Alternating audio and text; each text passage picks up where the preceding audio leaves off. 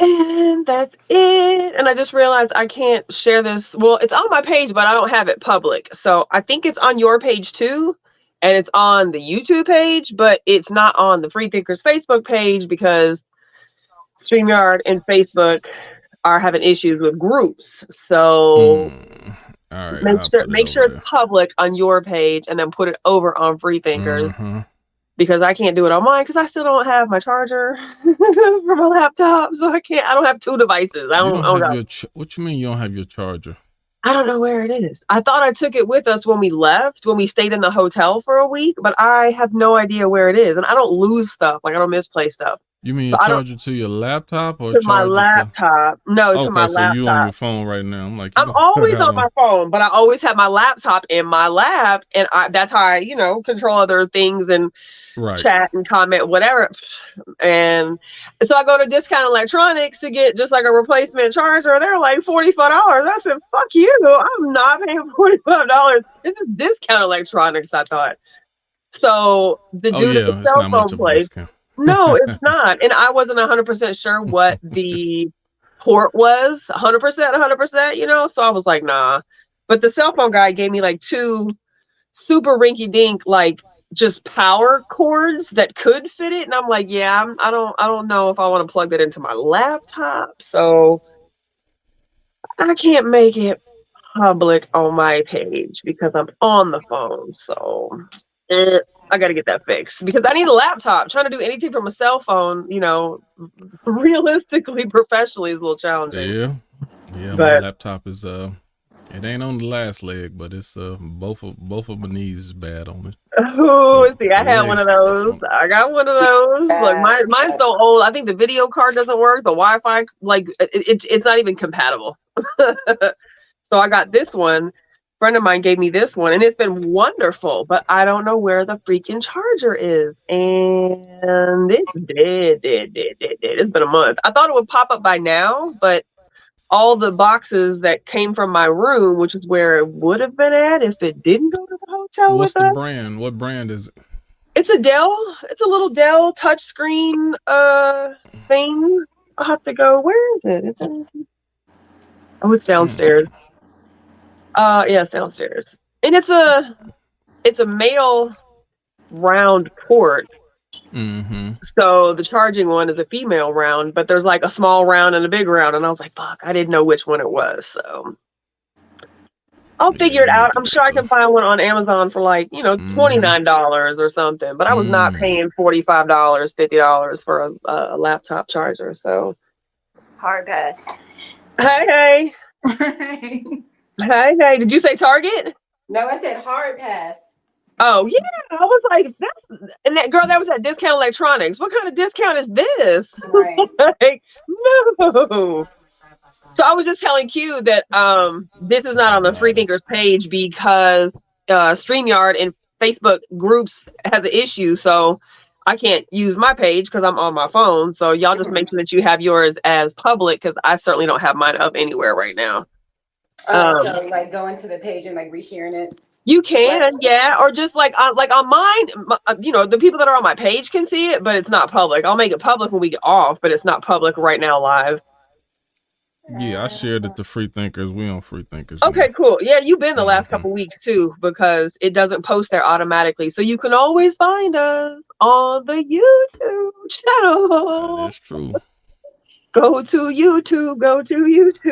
And we want to interact there more too. This is just where the bulk of our communications is on Facebook. But we are trying to we do want to go some other places and do some other things. So definitely if you have not subscribed and followed and joined us over on our YouTube channel, please do support your friends and come check us out over on the YouTube channel.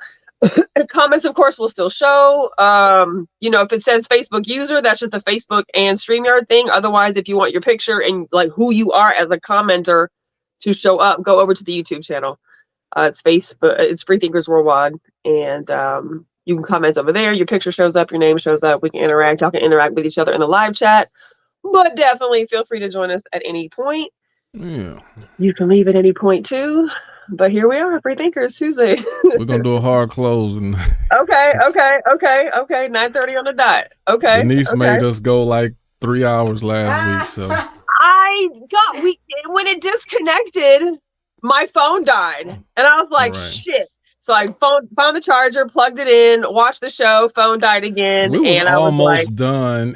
So sometimes, my internet has a tendency of going out, so I got on my phone to get back on. And then once I finally got back on my computer, then I tried to get out on my phone, and I just logged. No, you closed it out completely. Yep, the whole thing, which is not the first or second or third time that I've done it.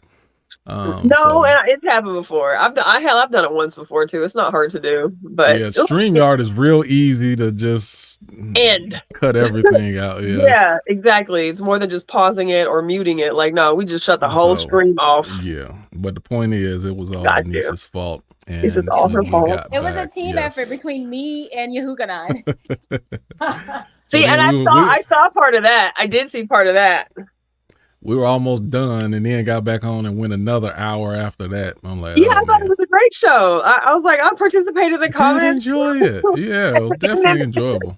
And then it was like, whoa, what happened? Happy belated, Nikki.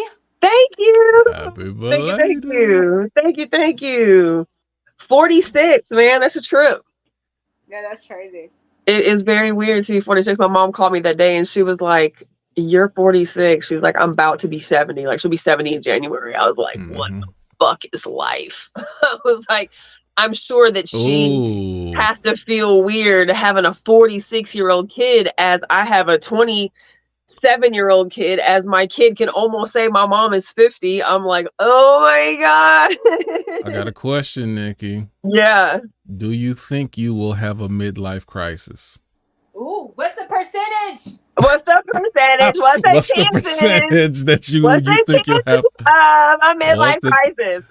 Give me a percent. Give me a percent. 5%. Really? 5% chance. Now there's a 100% chance that empty nest is gonna fuck with me to my soul. Okay. But midlife crisis, baby, I've been in the midlife crisis since I was 18 years old. I've been going through it this whole entire time. So there isn't much that you can't kick the foot out from underneath me. Like, I'm not gonna lose my shit because I've hit 50 or 55 or 60. Like, I'm at peace with age. I would just like to accomplish a few things, and I would like my kids to see a few things before I go.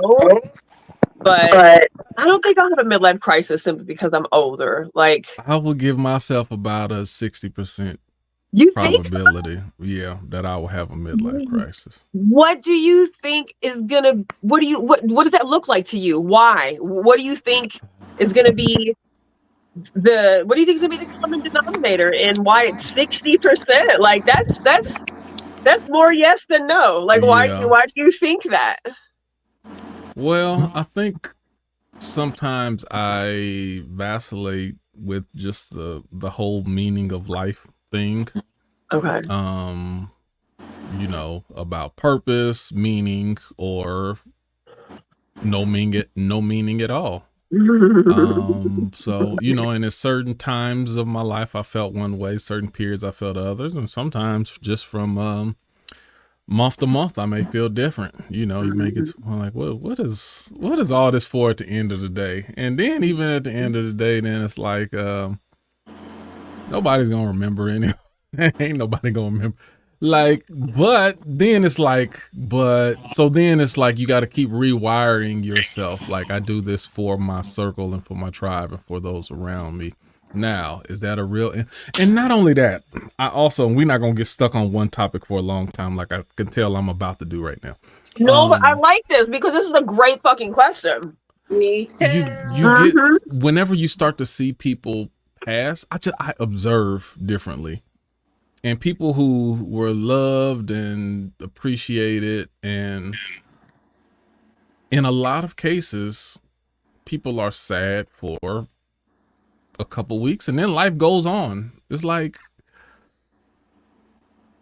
I just, sometimes I wonder, like, and then, you know, sometimes it's parts of me be like, yo, man, let me just, put on my boots and grab a Greyhound bus and just go through North Dakota for about a year and just check out for a while. And there's a part of me, if I didn't have a family, I definitely feel like I'd be nomadic for a while and I just peace out. Like there's a lot of things that, and I think that's all a part of my discovery, but there's certain elements that I won't be able to explore. Like I don't have the ability to do that as much as I probably would. I don't have the ability to do that. It's hard when you have children, like automatically your life changes, what you are able to do and able not to do. Everything changes when you have children, or it's supposed to. I don't care what anybody says. So there's just going to be some shit I know I'm not going to be able to ever do, ever see, ever experience, because I am a mom. I have other people. Like I have to be there. So I feel you on that, but that doesn't mean that you can't get close to it. That doesn't mean that you still can't put your toe in it. That doesn't mean that you still can't do things that look a little bit like that. You know what I'm saying? Like, I know I'm probably never going to be able to get me a tent in the woods and just be there for the rest of my life and have a garden and all the shit I want. But that doesn't mean I can't do some things in that direction and include my children all the things I want to.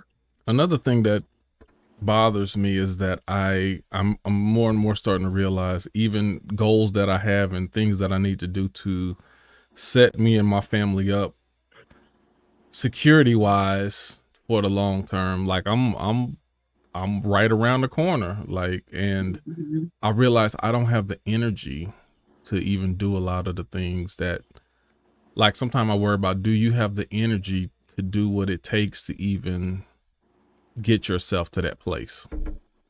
And as I get older, I realize, like, man, I don't have the energy. I don't have the stamina to just grind nonstop. And it's like, but I have to. Mentally, so it's like, what is that going to look like? Mentally, I'm pretty strong, but physically. So the physical part kind of messes with my mental because I've always been more of a physical person. I was usually in shape. I was athletic. I always did a lot of sports and I was active. And now when you see, it's very frustrating when you don't have the physical ability to do the things that you know you want to and even need to do sometimes. So it's tough. So do you think that will aid to your midlife crisis possibilities? Yes, absolutely. The loss of, like, oh my God, my fucking back is really keeping me from doing X, Y, Z. Oh, yes. Absolutely. Okay. So that, and I've already had certain pre-midlife crisis, but when it really sets in, that's why I say it's more. It's more likely that I will have one that I won't, but I also don't believe that it will last an extended period of time. No, it'll run its course, and then I'll move into the final, the latter stages of my life, and I should be okay. Denise. Oh, Nikki, hold on, Nikki. What? So before you change the direction of the question, then what are the chances that now that you know this and you identify this and you're totally aware of this, what are the chances that you can prepare for that, or mediate some of that, or I am preparing for some of that? That's what's keeping it. That's why I said 60% versus a 90%. Right. And my preparation puts me in position to where I don't anticipate it lasting long or completely turning my life upside down because of it. There's going to be a period, and I'll get over that period. It'll be a mild one. Got you. It might be strong, but it won't. It ain't gonna last too long. Okay. Denise. Yeah. Percentage that you will have a midlife crisis.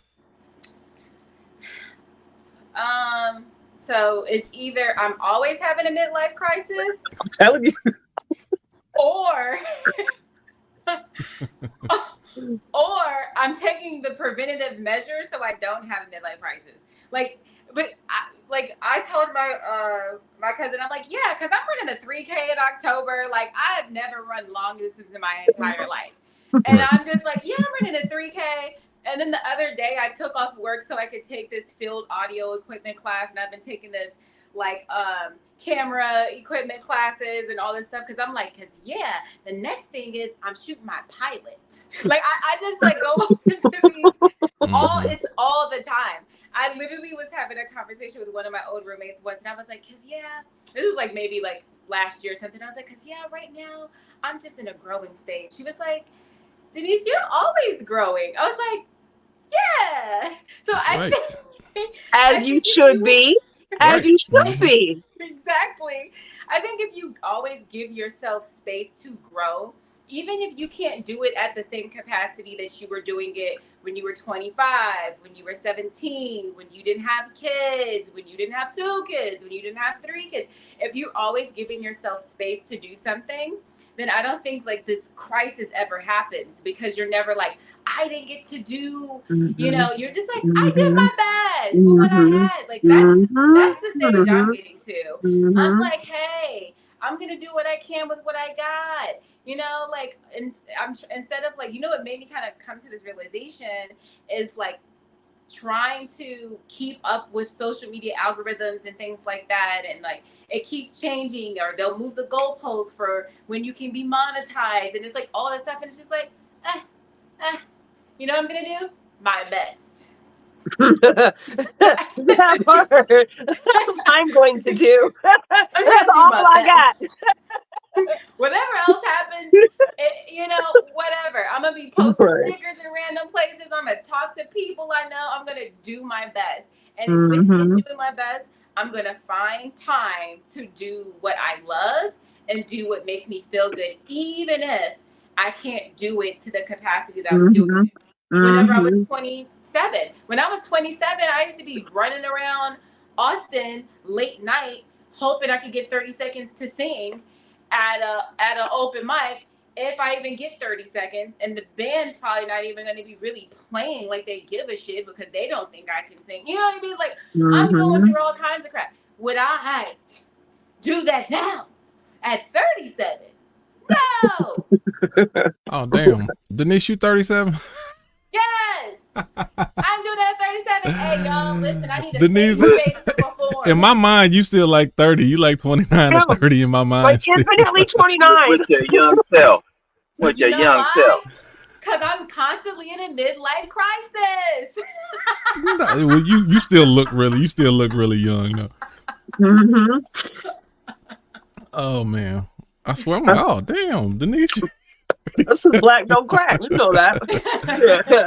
Oh man, that's what's up. Yehukanan, what's the chances that you will suffer from some type of midlife crisis?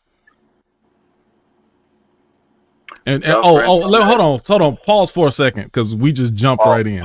So pause.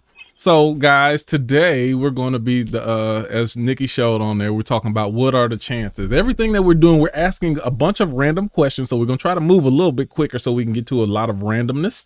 But what we're looking for is just different percentages of what are the chances of this particular question. So right now we're talking about, we just stumbled upon what are the chances that you may have some sort of midlife crisis. And that's what we're talking about right now. So everyone, when we ask a question, elaborate, but we want you to give your subjective percentage of the chances that you think a thing will happen.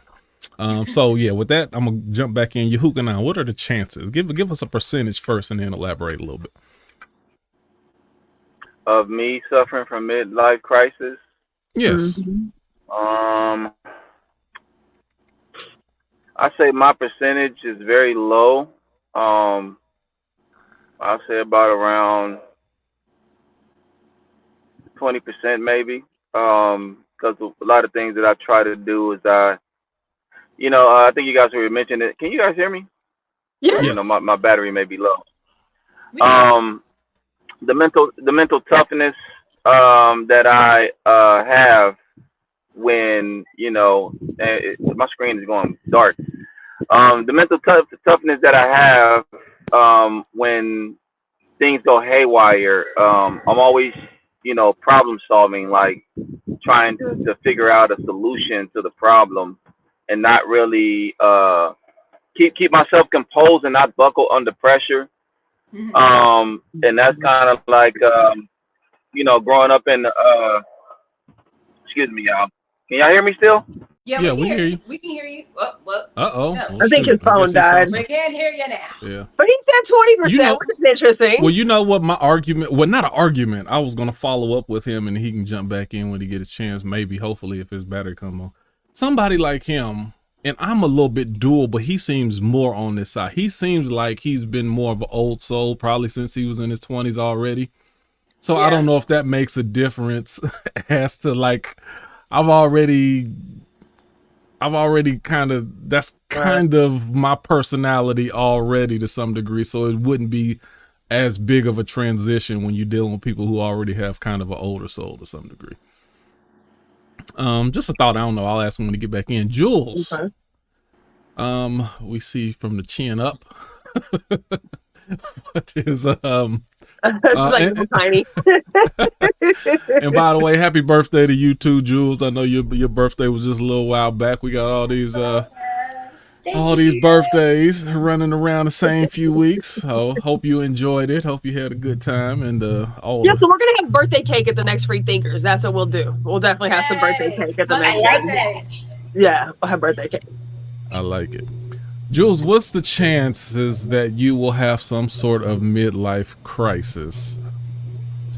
I'm gonna say real low, like I'm never gonna say never, so like 5-10%, because life has already thrown me enough curveballs and whatnot. It is what it is at this point, and my birthday hit a lot easier than 20 years ago did, and so I think it's pretty low odds at this point. Everything's turned upside down so many times that every day above dirt is a good day. Just right. Along for the ride. And I definitely I feel what Denise was saying about always being willing to try something new. Always being I'm not out there running no 3Ks or anything, but it's keeping yourself active into new things, mentally stimulating, and all of that. I think does make a difference. For sure.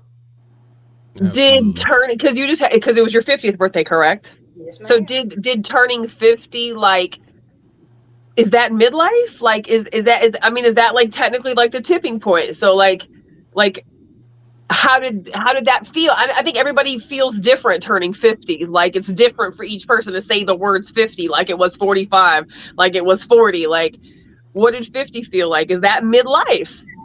Blessed. I know too many people that haven't made it to 50. True. And really, it really, like 30 was really hard on me. Really? To be out of the 20s and into the 30s. Yeah, because I was with somebody, but we had been together since I was 21 and we hadn't gotten married yet. That was in the works and in the plans. And like, I just felt like my life wasn't progressing the way on the timeline that society said that it should. I owned my first duplex. I was buying a second one. There was all these things. I didn't want to do anything though. And one of my girls in New Orleans was like, "Oh no, we having a party." And she got a bar to shut down, ran it out the venue, got in touch with everybody and threw me a massive party. And it was amazing. And that kind of started the shift in my mind. Like, how lucky am I to still be here? Because even at 30, there were a lot of people that I knew who didn't get that far. But, y'all know I was off Facebook for a year. And the reason I got back on it was because I lost 5 people and didn't find out about it right away because Facebook was the contact point. And that's I was like, no, I need to open a page again. Like I need to get back on for the connection point. So to me, being able to say, hell yeah, I made it a half a century. Like I joke, mom's 22 years older than me, and I kept messing with, how do you feel that your baby's turning 50? Don't you feel that's what I said to my mom. Everybody I know who turns 50, like all the 50-year-olds I know, like make me look forward to 50. I swear. Right. Like, they are like, every 50-year-old I know, I feel like they have like a certain level of peace and like sureness about themselves. And it's not this like clamoring of like life thing that like, they're just like, this is what it is. And this is what it will be around me. There is something that happens though, Denise. I don't know where it happens at, but there is something that happens because like Jules and I and Stephanie actually went out Saturday night for birthday, right? And I haven't been out. It's like maybe the third time I've been out this year. So I've completely just fucking full stopped on social outings and shit, right? And and the clothes that I wore that night were not something I would usually wear. Like I had a crop top on. I seen some midriff. I said, oh no. I was like, I don't. You look confident. You look comfortable. You look confident. You look beautiful. Thank you. And I was actually comfortable a little bit, right? Like I felt some type of way about the video. Look, I felt some type of way about the video that Q posted, right? My birthday video. And then I felt some type of way about the video Stephanie took of me Saturday night. But I told Stephanie and Jules Saturday, I said, there's something about turning 46 that you just don't give a fuck anymore. Like it's not even like you have to try hard. It's just built in. You're like, and you can't tell me shit. And the shit that I used to be so insecure about, or the stuff that I used to worry about, like, man, I don't give a fuck. And I don't feel like my life is halfway over. Like, I don't feel like it's about to be over. Like, I hope I get to be 70, 80, 90. I would love to be a fucking 105 years old like my great grandmother was, right? But like, there is a peace that comes over you. And I don't know if that's that midlife crisis that apparently the three of us have certainly been in since like we were fucking teenage girls, that we just get to a point at like 45, 50 where it's like, you know what, I'm fucking done. But it's a beautiful thing. It is a beautiful thing. So to your point, everybody I know who's turned 50, all of the women I know who have turned 50, and even a couple of fellas who I've known who have turned 50, definitely don't make it look like the 50 that I saw turning 50 when I was younger, but that shit looked pretty good to me. Like, I'm cool with that. So midlife crisis, I don't fear midlife crisis. I don't think it's gonna happen. I definitely think I'm past halfway already. Like you're I'm in the middle of the 40, third right? quarter. But you're a new 40. I feel I'm in the middle of the third quarter. Well, yeah, because you said like 60, 70, right? Mm-hmm. But anyway, okay. So let's get random as we can. Let's try to let's see if we can get to 10 questions if we can. Okay. Nikki, what you got? Nikki? Just my phone started tripping on me. Y'all go ahead. Let's see. Where do I want to start? What are the chances? And this is not an individualized question, but what are the chances that we'll have sustainability in this country?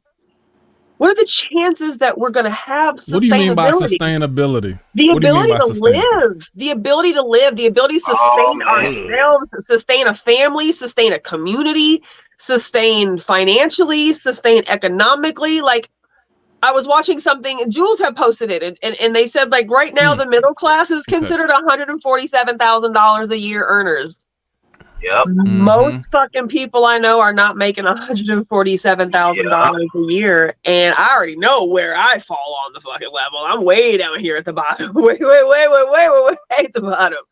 But will we ever get to a point where it's sustainable? Will we go back to anything being remotely affordable, be it housing, be it the cost of electric, be it taxes, be it whatever the fuck that has happened in the last 3 years, 4 years? I like to go first. Okay. I'm gonna say I got a 35% chance. Yeah. And the reason I say 35% is I believe that this country will not continue to be the world power that it has been for so long. And the model of some of these other countries that's taken over us, we're going to have to adopt certain things in order to sustain our relevance. So some of the things that how this country and this government has gouged its people historically, they're going to realize we can't do that if we want to have a nation that thrives. And I think once we become lesser and there's other countries that's more prosperous than us, then they're going to start remodeling the way that they do things. That's my thought. Okay. Somebody else wants to go jump in? Yep, jump right on in. No, go ahead. I was going to jump in, but go ahead.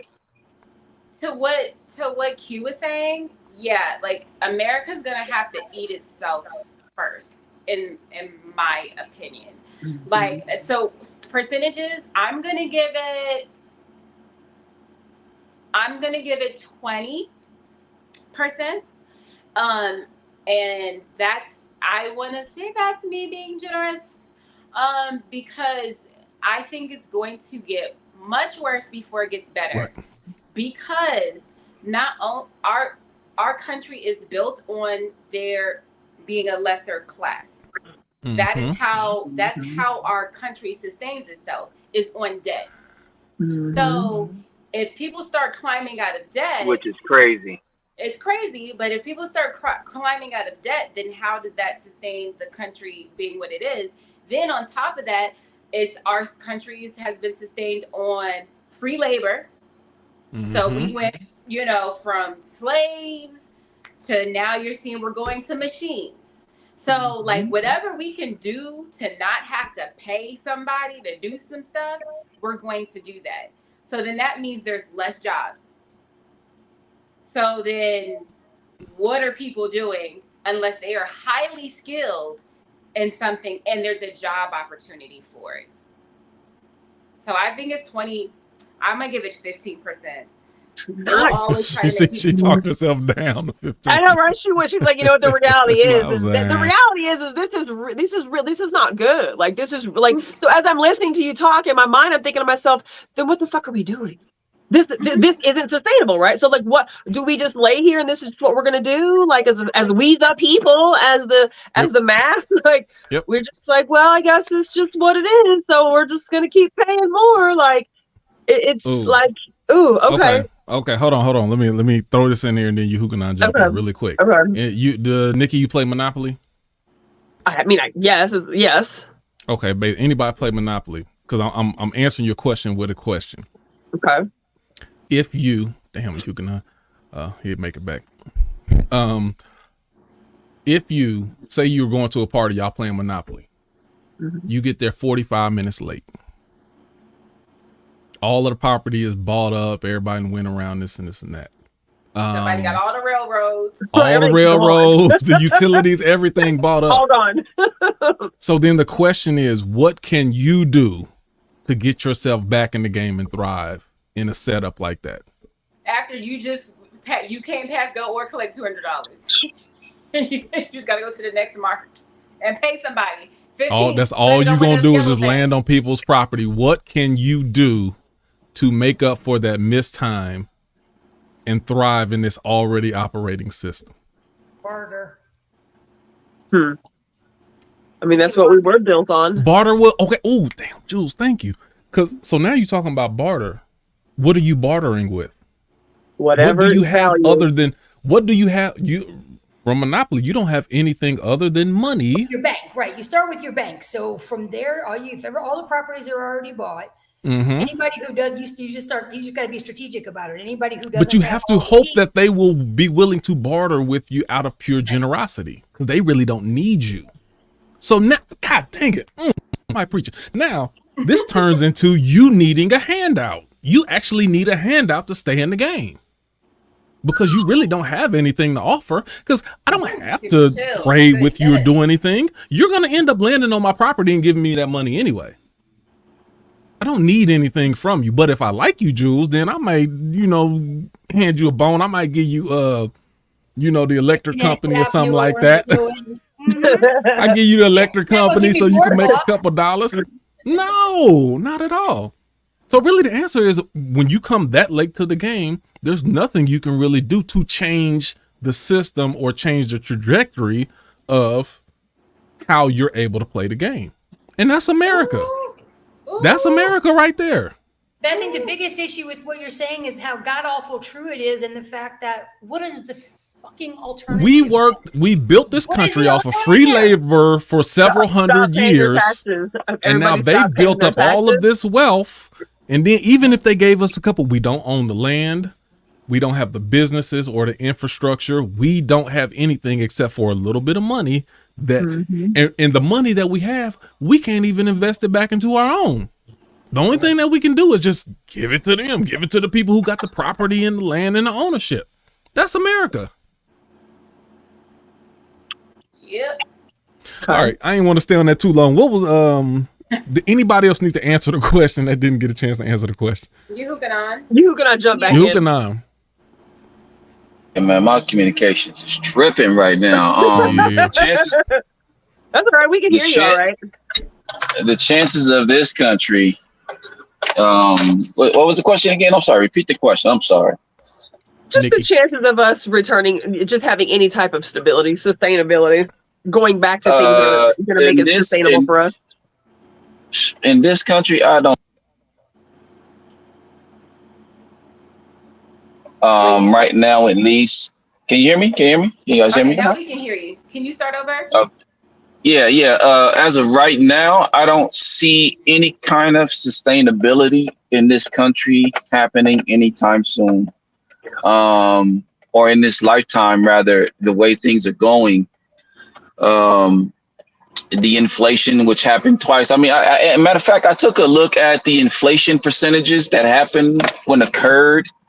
Once it hit like in 2021, and the biggest year of inflation, I think it was in 2022 when it was at, I think, 20 something percent. And it kind of dropped down over the years.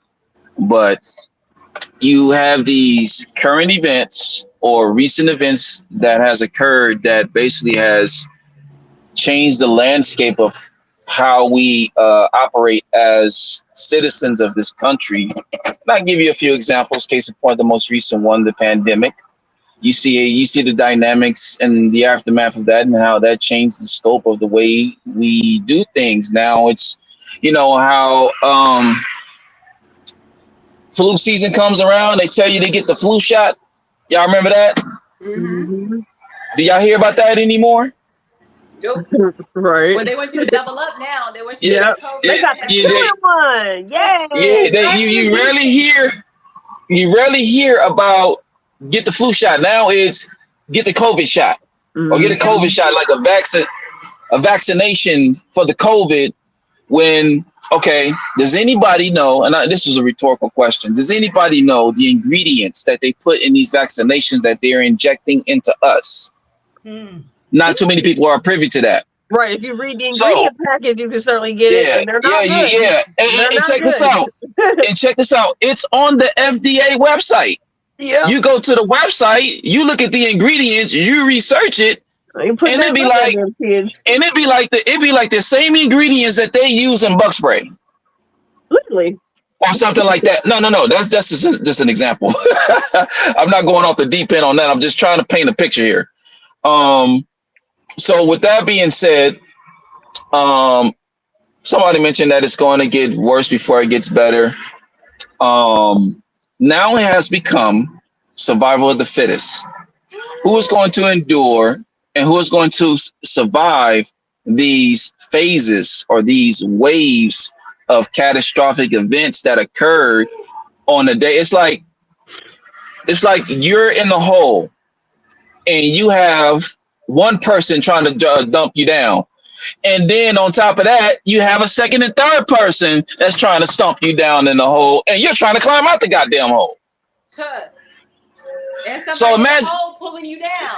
Yeah. So So it's like this. Okay. Nikki mentioned something about the average income in this country is 6 figures. No, to be considered middle income, it's $174,000. That's 6 figures. It's crazy that the middle class is taken out of the equation. Very. Now it's rich and poor. Yeah. What the rich is doing? The rich is draining the poor dry to where they eliminate the middle class. Now it's to the point to where the poor is going to get so poor that we're going to be backed into a corner. Because if you're below that threshold that Nikki has mentioned, what else can you do to survive? What else can you do? You got to make it happen. That's why I don't think that we are currently operating at survival of the fittest. I'm ready for survival of the fittest to fucking come, because there's a whole lot of people who are not going to make it. I don't even think we're there yet. Yeah, we heard Joe. The apocalypse is not in full swing yet, and My thought process on it is kind of I heard your survival of the fittest speech, Nikki, when we was in live in person. Get rid of the police, anarchy, everybody get their own guns. But figure it out. But to sum it up though in the question so we can move forward, it's just that I with what all of that I said and then some and a lot more, it's just that I don't see things getting better. It'll be a miracle for things to get better to where we can afford, you know, to have food, pay bills, all of that, and still have money left over. Now, you know, we got a nickel and dime my way to the freaking top, and it shouldn't even be like that. You know what I'm saying? So, yeah, no, I'll end with that.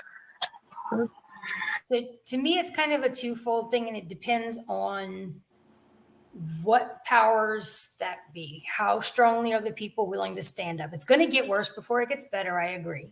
But percentages wise about when do we reach sustainability? Because, you know, my mama always said the pendulum swings. And so we had this thing happening and things were going pretty good and it swung way out over that way.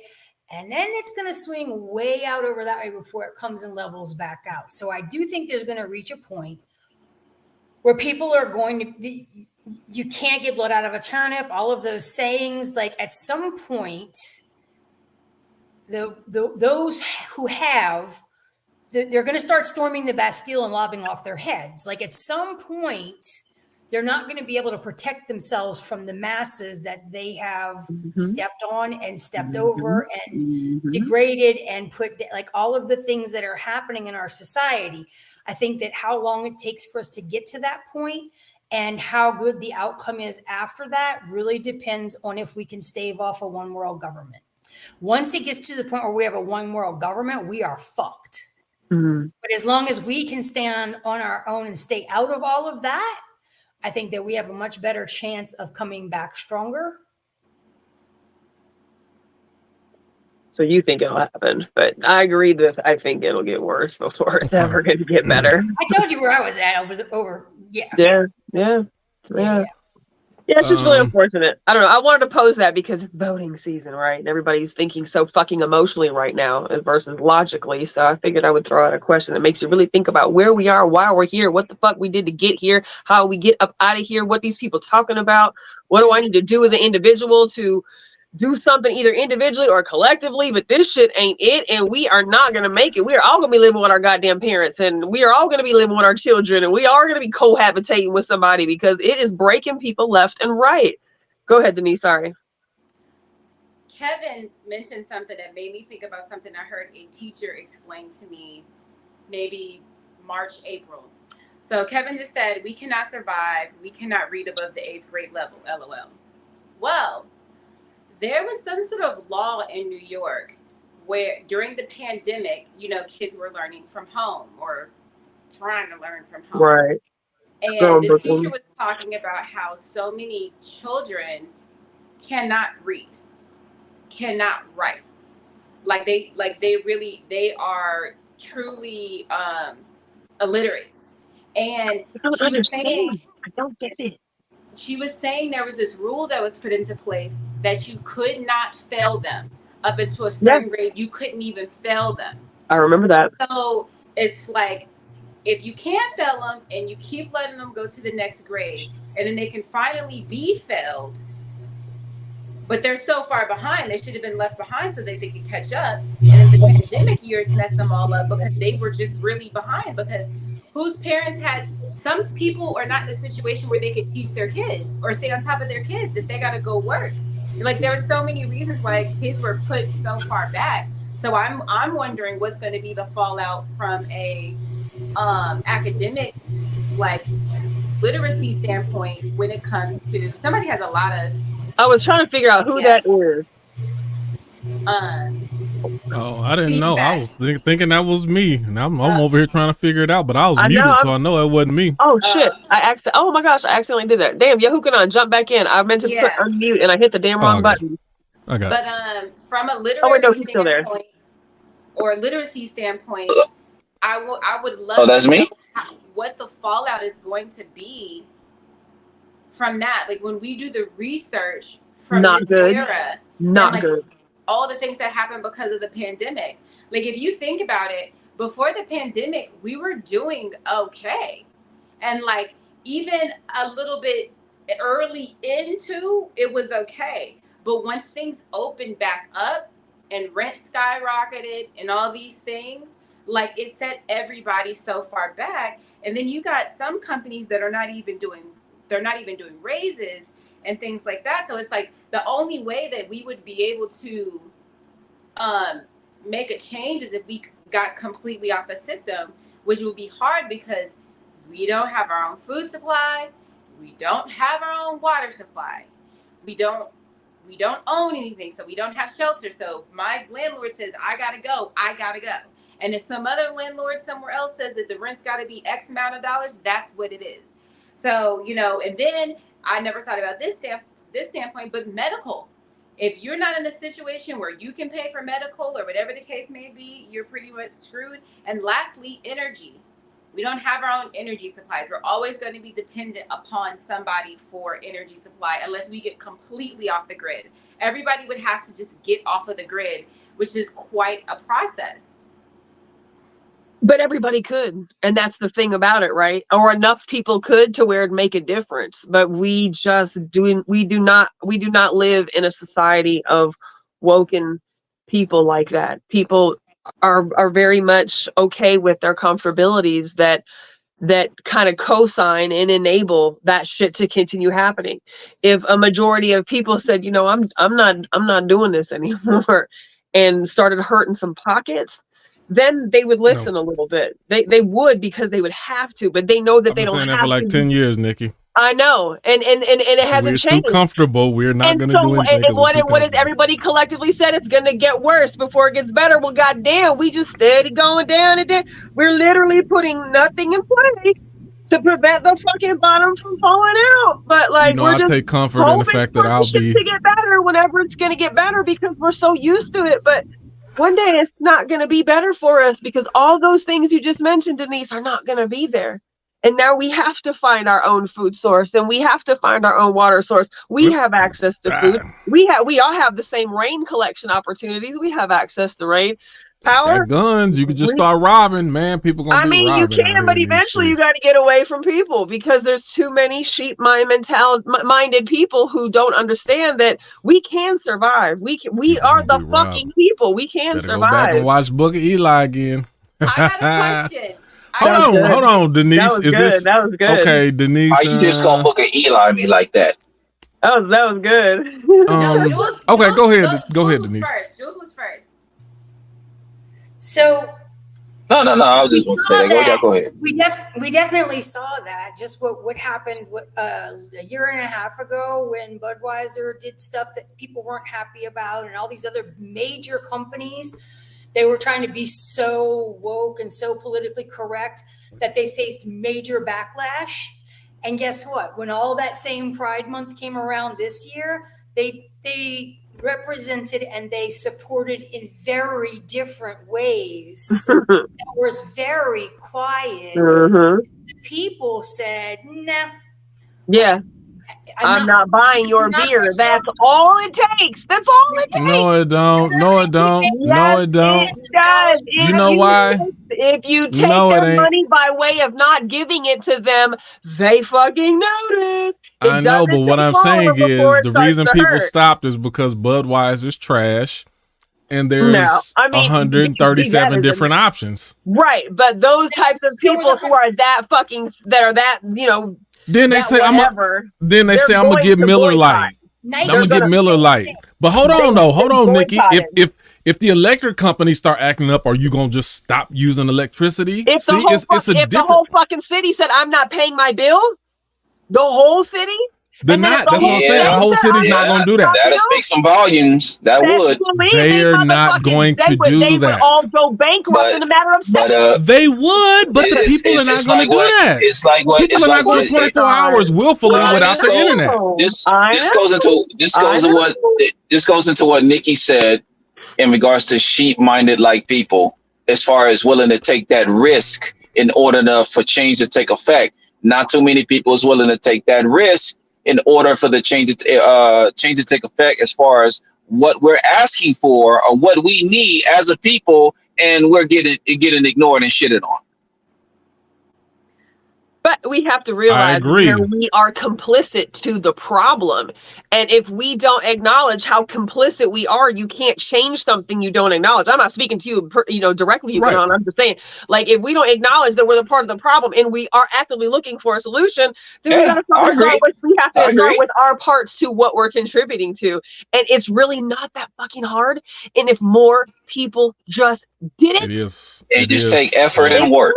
Effort. It is hard. It is hard. It is not fucking hard. No, it's not. If you can believe, if you believe in a magic person is going to come down one day and save everybody, you're going to go back to a thug mansion for the rest of your life into heaven and see your family and have an afterlife party forever.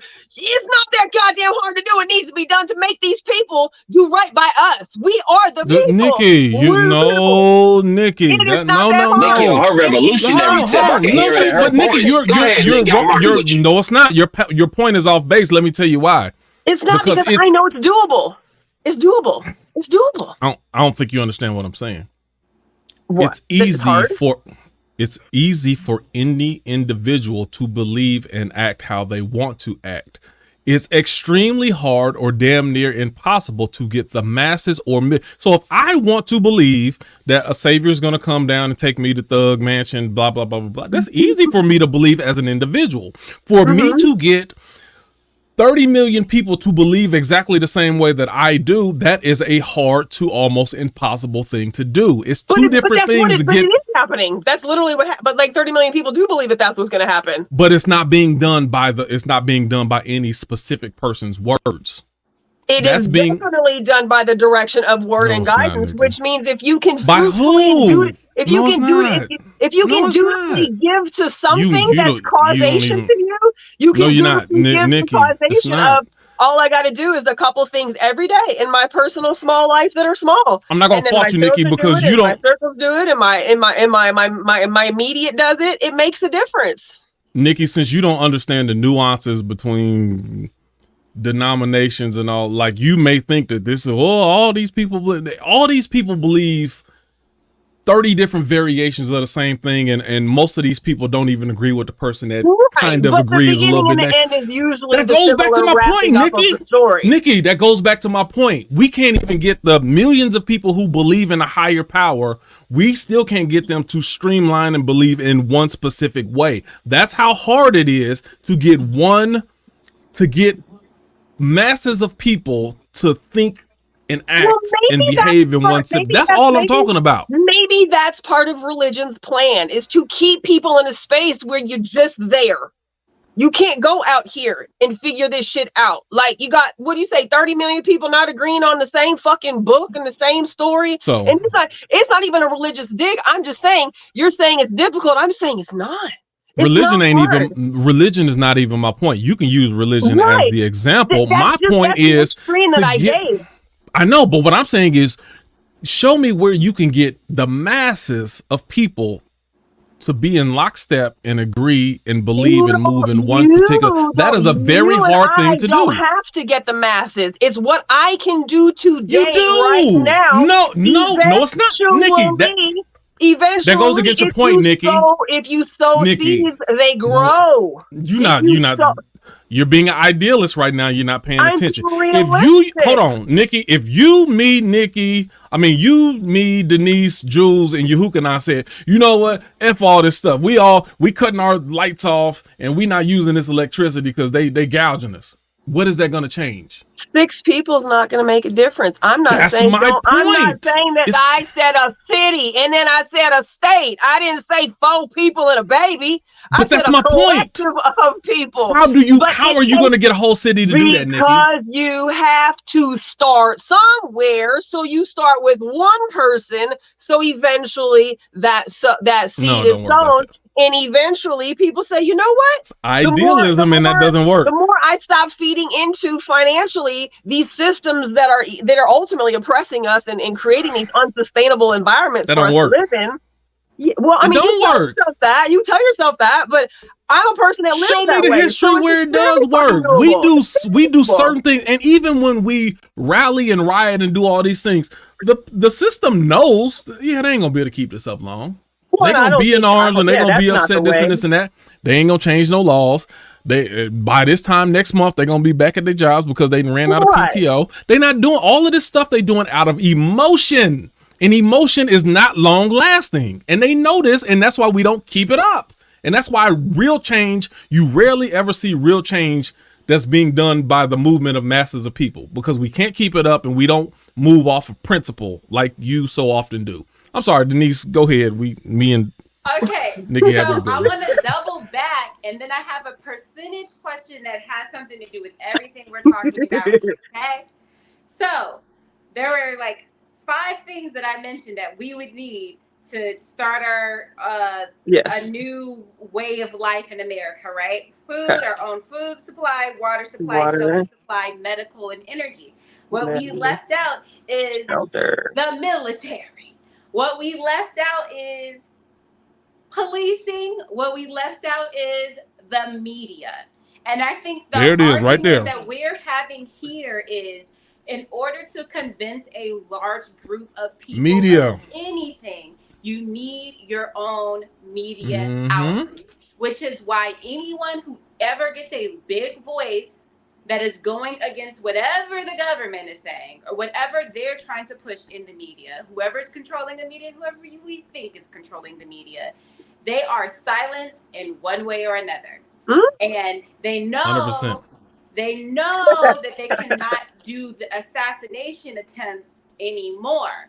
So what they have created is cancel culture, so that there can be a figurative assassination and then complete wipeout, like blackout of this person in the media and algorithms and such. So now, with that being said, y'all can decide if y'all want this to be a state, a community, or a city.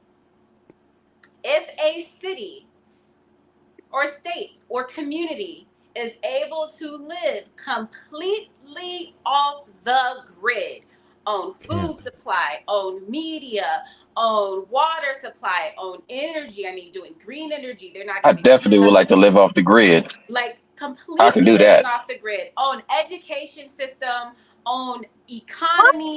I mean, everything, right? And this is the question.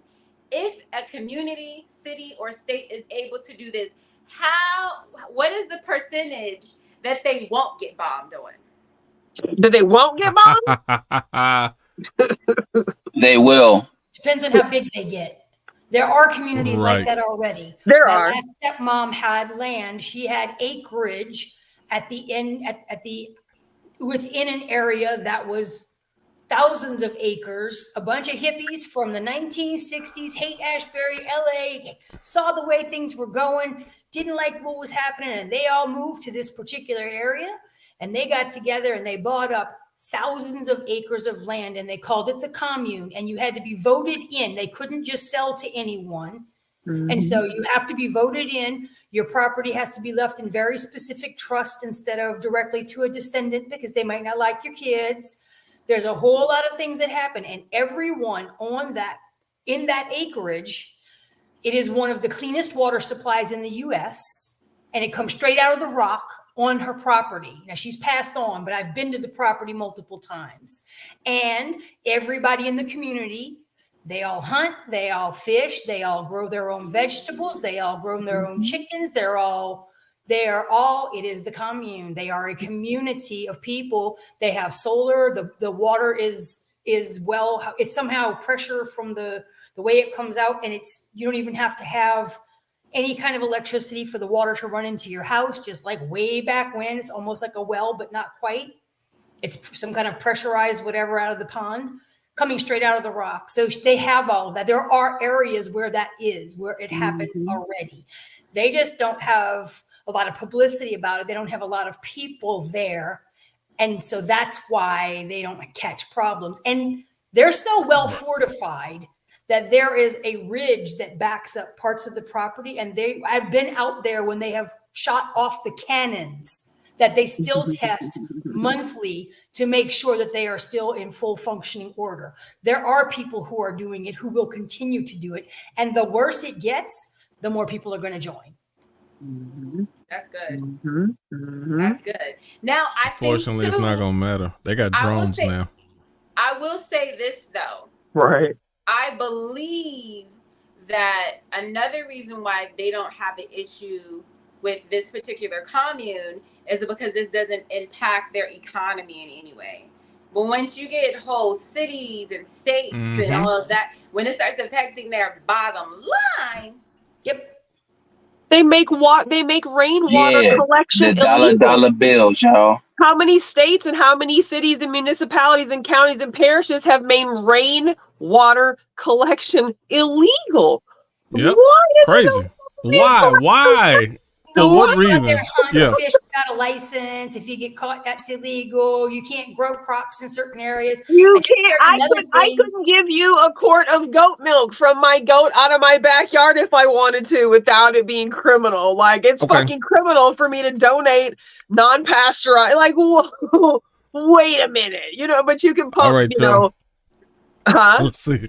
I think we on question 2 right now. Or we on question 3. We're still there. Okay. We should have known we wasn't gonna get past 2 questions. That's why I ain't tripping. We gonna get to maybe 4 or 5. I ain't tripping you gotta do like a series or something. You gotta do like a part 2 next week or something. Denise, give us a question, Denise.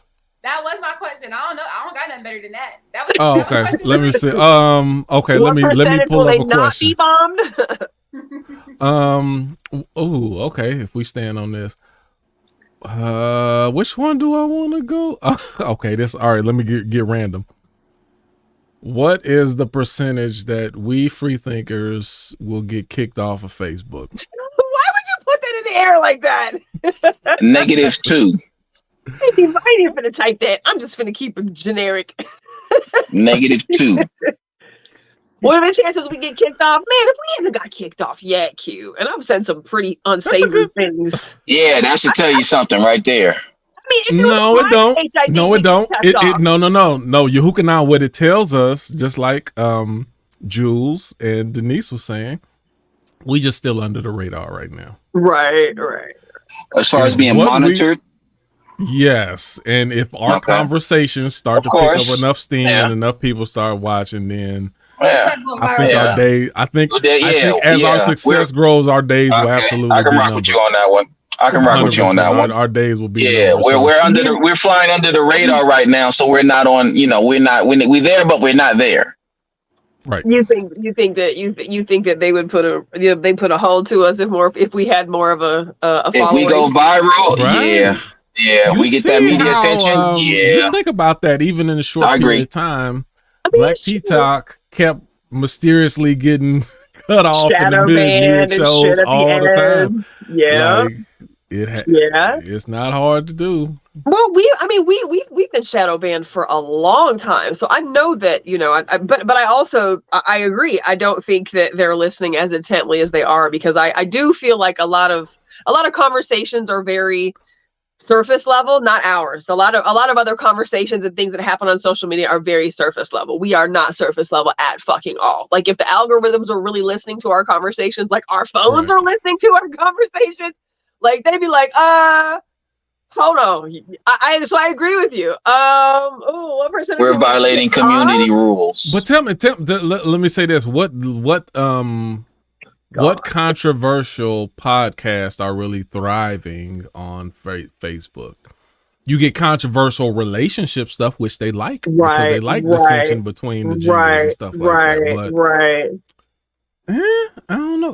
And you got Joe Rogan on Spotify, but he's not. He don't have a hard Facebook presence. He, Spotify, and then they paid him that money, and they kind of just let him be. But you don't. But even though that they may be, open dialogue kind of conversation and platforms or whatever, they're leaning. You know what I'm saying? Like they do still lean one direction. So whereas I do like some of the stuff that Joe Rogan says, there's a following that he has acquired though too that is, to me, distasteful, right? You know, so even like Alex Jones, I went to high school with Alex Jones. Like I fuck with a lot of what Alex Jones. Oh yeah, said. you did really? I did, but there's a lot of. You know, before Cat Williams, he had the largest podcast. I think on the Joe Rogan, he had the biggest podcast that was a viewing. realest place to get any type of non MSN news. Realistically, mainstream MSM news. But he also has a very he's got a following that leans. But he got in trouble too. See, Joe Rogan don't get in trouble because Joe Rogan kind of is just, hey, this is just my platform. I'm just asking questions. I don't get too deep into it. But Alex Jones got in trouble about some stuff, and he had some lawsuits and a lot of stuff coming at him. But Alex Jones also owned his fucking network. He didn't give a fuck. He got canceled because he said what the fuck he said. Joe Rogan is not going to say what the fuck he said. He might say it to people on 6th Street in Austin, but he's not going to say it on the Joe Rogan podcast because his ass will still get canceled. And again, he has that leaning audience. So he's got some of those people that Alex Jones will call you a liar to your face about, right? But like, so if you buddying up with the fuckers that are part of the system, then like, yeah, you're probably going to be in better shape than somebody say like Alex Jones, who stands on business, whether you agree with him or not. He says exactly what he says because he did own his network. He owned everything. Everything was in his name. I have a shit ton of his products in my house. I think he was lying to tell you the truth. Oh, I don't. No. You don't understand what I'm saying. Okay. So when they came after him, he was talking about, oh yeah, a lot of that stuff I made up, this and this and that. I think he lied about saying that he made the stuff up just so they'd get off. Oh yeah, I was just making that up. I'm like, I don't think I think he just said that so that they get off of his back. Well, he did. I have a very, very, very close friend who's worked for him for about 20 years, like directly under him. And that Sandy Hook shit fucked him up. They have come for him so hard ever since then. And he's maintained what he has said, right? But like, you just can't talk about Sandy Hook and people not getting their feelings. And that was really it from there. Once that lawsuit went through, they have tried to come for every piece of business that dude has. And I'm not saying he's a good person because I don't know who he is as an adult, right? I just know who he is on TV. But like, they wanted to rip him to shreds just to say that they destroyed him. And I think he finally like filed like a dissolution of all of his businesses. Like he cannot make it if he doesn't get rid of all of them. So they're not stopping. Like they don't go after anybody else like that, but they have taken the gloves off for that dude because he tells the fucking truth.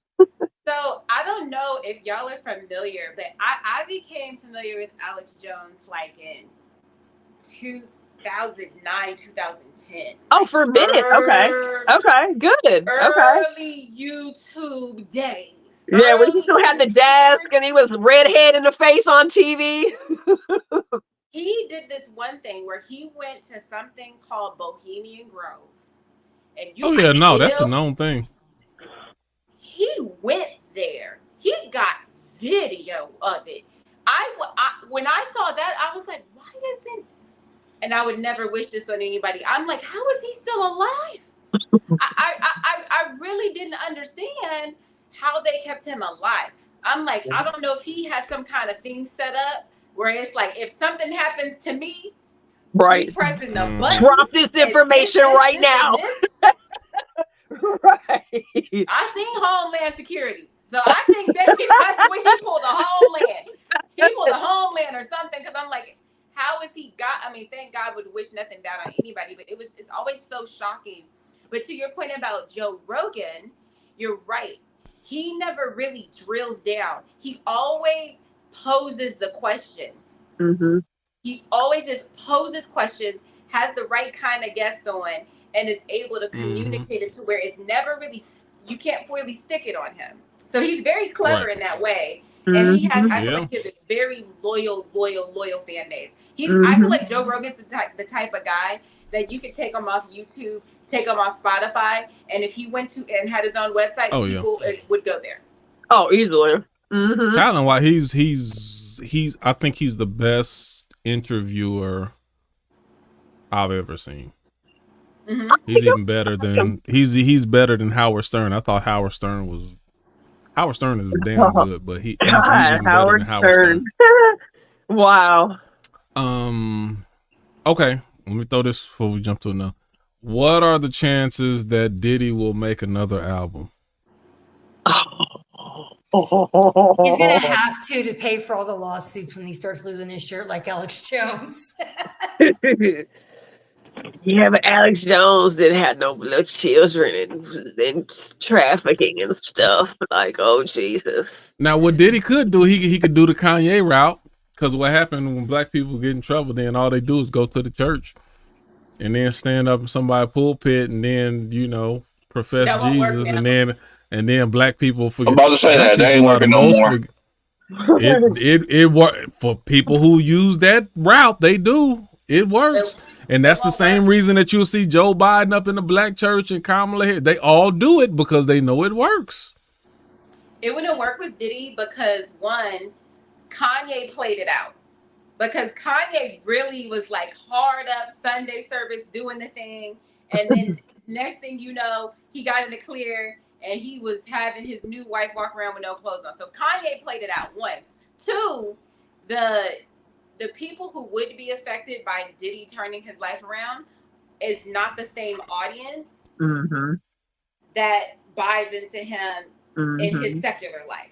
Now, our parents would be like, oh my God, he changed his life. He turned his life around. But us, we're already cynical when it comes to Christianity anyway. So it wouldn't work for us. And we'd be like, here he go doing this crap because he done got in trouble.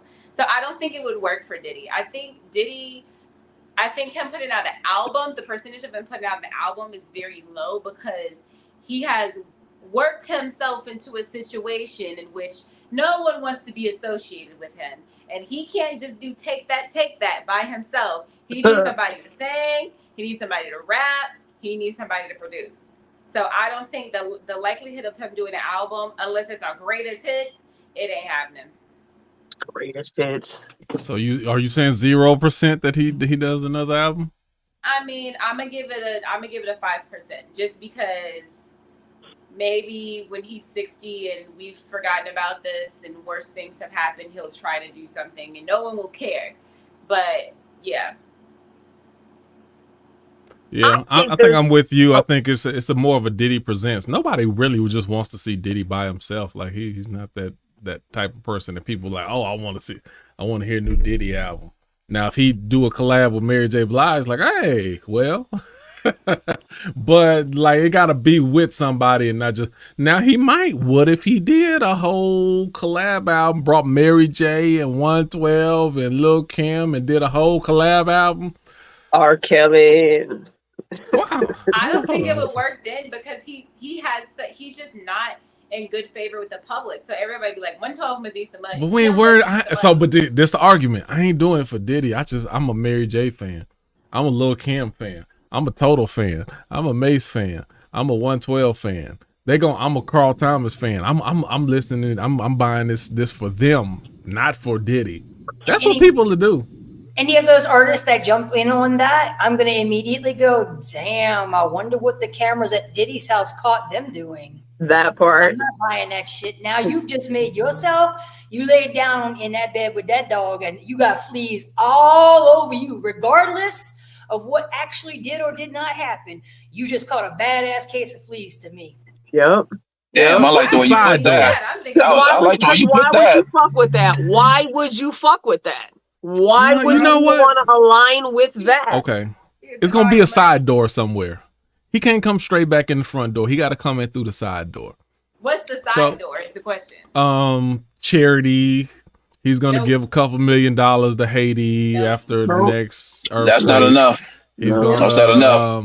The best thing for Diddy to do is disappear. Straight up. Go away, bro. Right now it is. Now it is. The best go behind the scenes and completely change your image. Completely. All the way across the board. He can't change his image. We've seen the tape. That's it. We've seen the tape. Time can change your image. No, there's a lot of stuff that we saw. We've seen the video. I think he can revamp and reborn himself like a lot of celebrities out there that have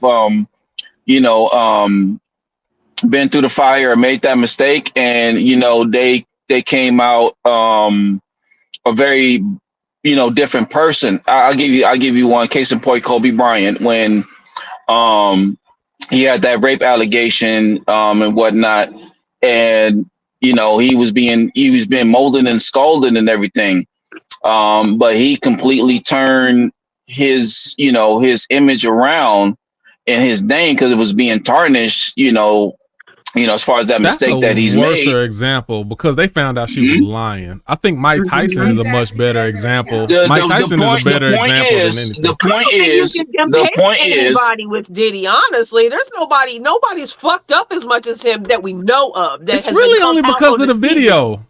Video footage changes everything. If we never saw that video, then it wouldn't be as we wouldn't think about it. There's a whole bunch of us who have been tatted and ratted up like that by a motherfucking man that's not on camera somewhere. So it's not like men ain't out here manhandling women. But when you see that video like that, and he lied and he lied and he lied and he lied about it, like, and then as a woman, if you think I'm real fucking dirty by a dog ass dude, you know how doggish they get. So we know that the shit she said he did. I don't really think there's anybody that we can publicly compare to, because we just haven't seen that shit, like proof of it yet, right?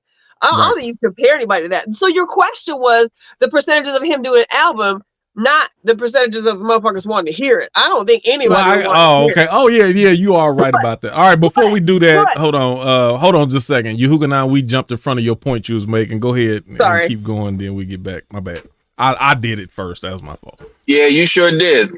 I don't need you doubling down on it. I just told you. I just had to get you, man. I just had to get you. Took my opportunity. I had my opportunity. Took it anyway. The point is that he is now a beloved, athlete as far as his legacy. And you mentioned Mike Tyson. True. Mike Tyson went through his thing, and he's beloved now.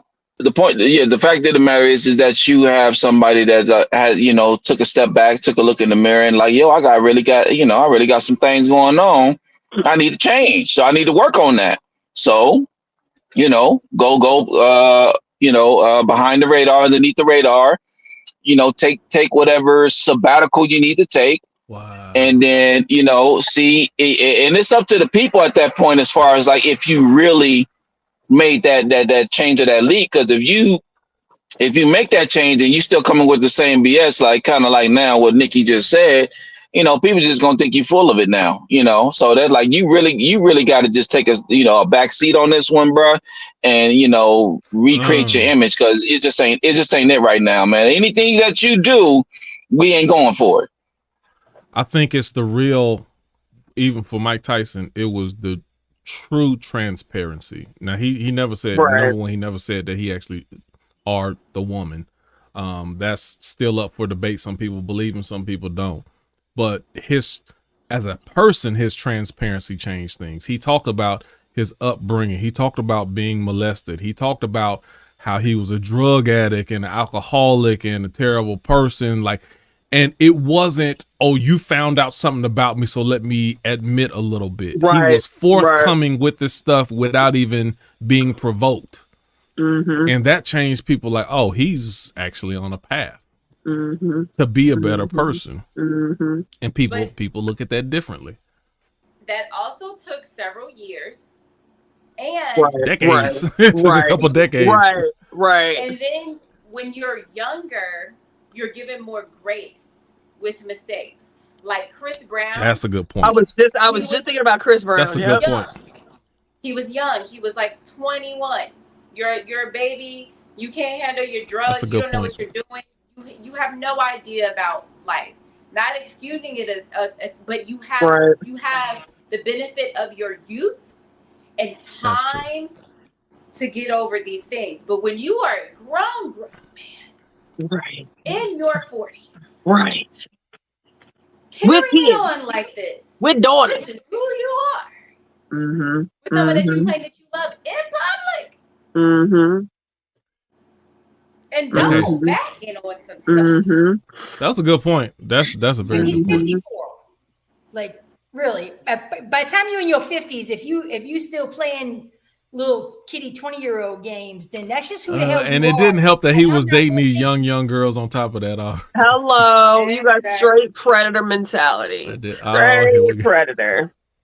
I can't disagree with that right to now. the point of what would it take for him to come back, though? And Nikki, as soon as you said that there's video out there, how much do you think that AI and its ability to simulate actual people in video is going to detract from the believability of things like what we saw him do, to the point where people might start giving the benefit of the doubt to the predator? Hold on, say that one more time. Ask that again. If AI gets good enough where its videos become super realistic, and then we have no way of believing the credibility, like how do you then prove what my eyes just saw may not be what my eyes just saw? Is that going to make it where, because that's where we're going as a society, where the media is headed, that's where all this is going. So when that gets to that point, what are the odds that now people are going to go, well, I mean, maybe he didn't do it. Maybe it wasn't. No, not for him, because he already apologized for it. He came out after the fact and be like, yeah, I'm disgusted at what I did. Right. Now, future, if that stuff start happening in the future, then you take the Dave Chappelle. Remember the whole Dave Chappelle skit? Hey, that could be digital piss for all you know. And then it'd be like, hey, I ain't really even do that. So I think that could be an argument later on, but not for him, because he's already admitted that was him. But to your point, Julie, Jules. I was like, okay, Julie. Okay, Julie. All right. Julia, Jules, it's all good. I'm like, all right, I didn't know that. Let's learn something new every day. Let's go. But to your point, Jules, like, yes, I think about that all the time. How dangerous of a world it is to live in, where you have to question, is anything real?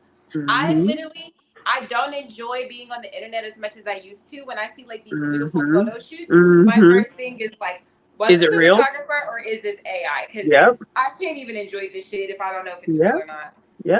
Real, yes.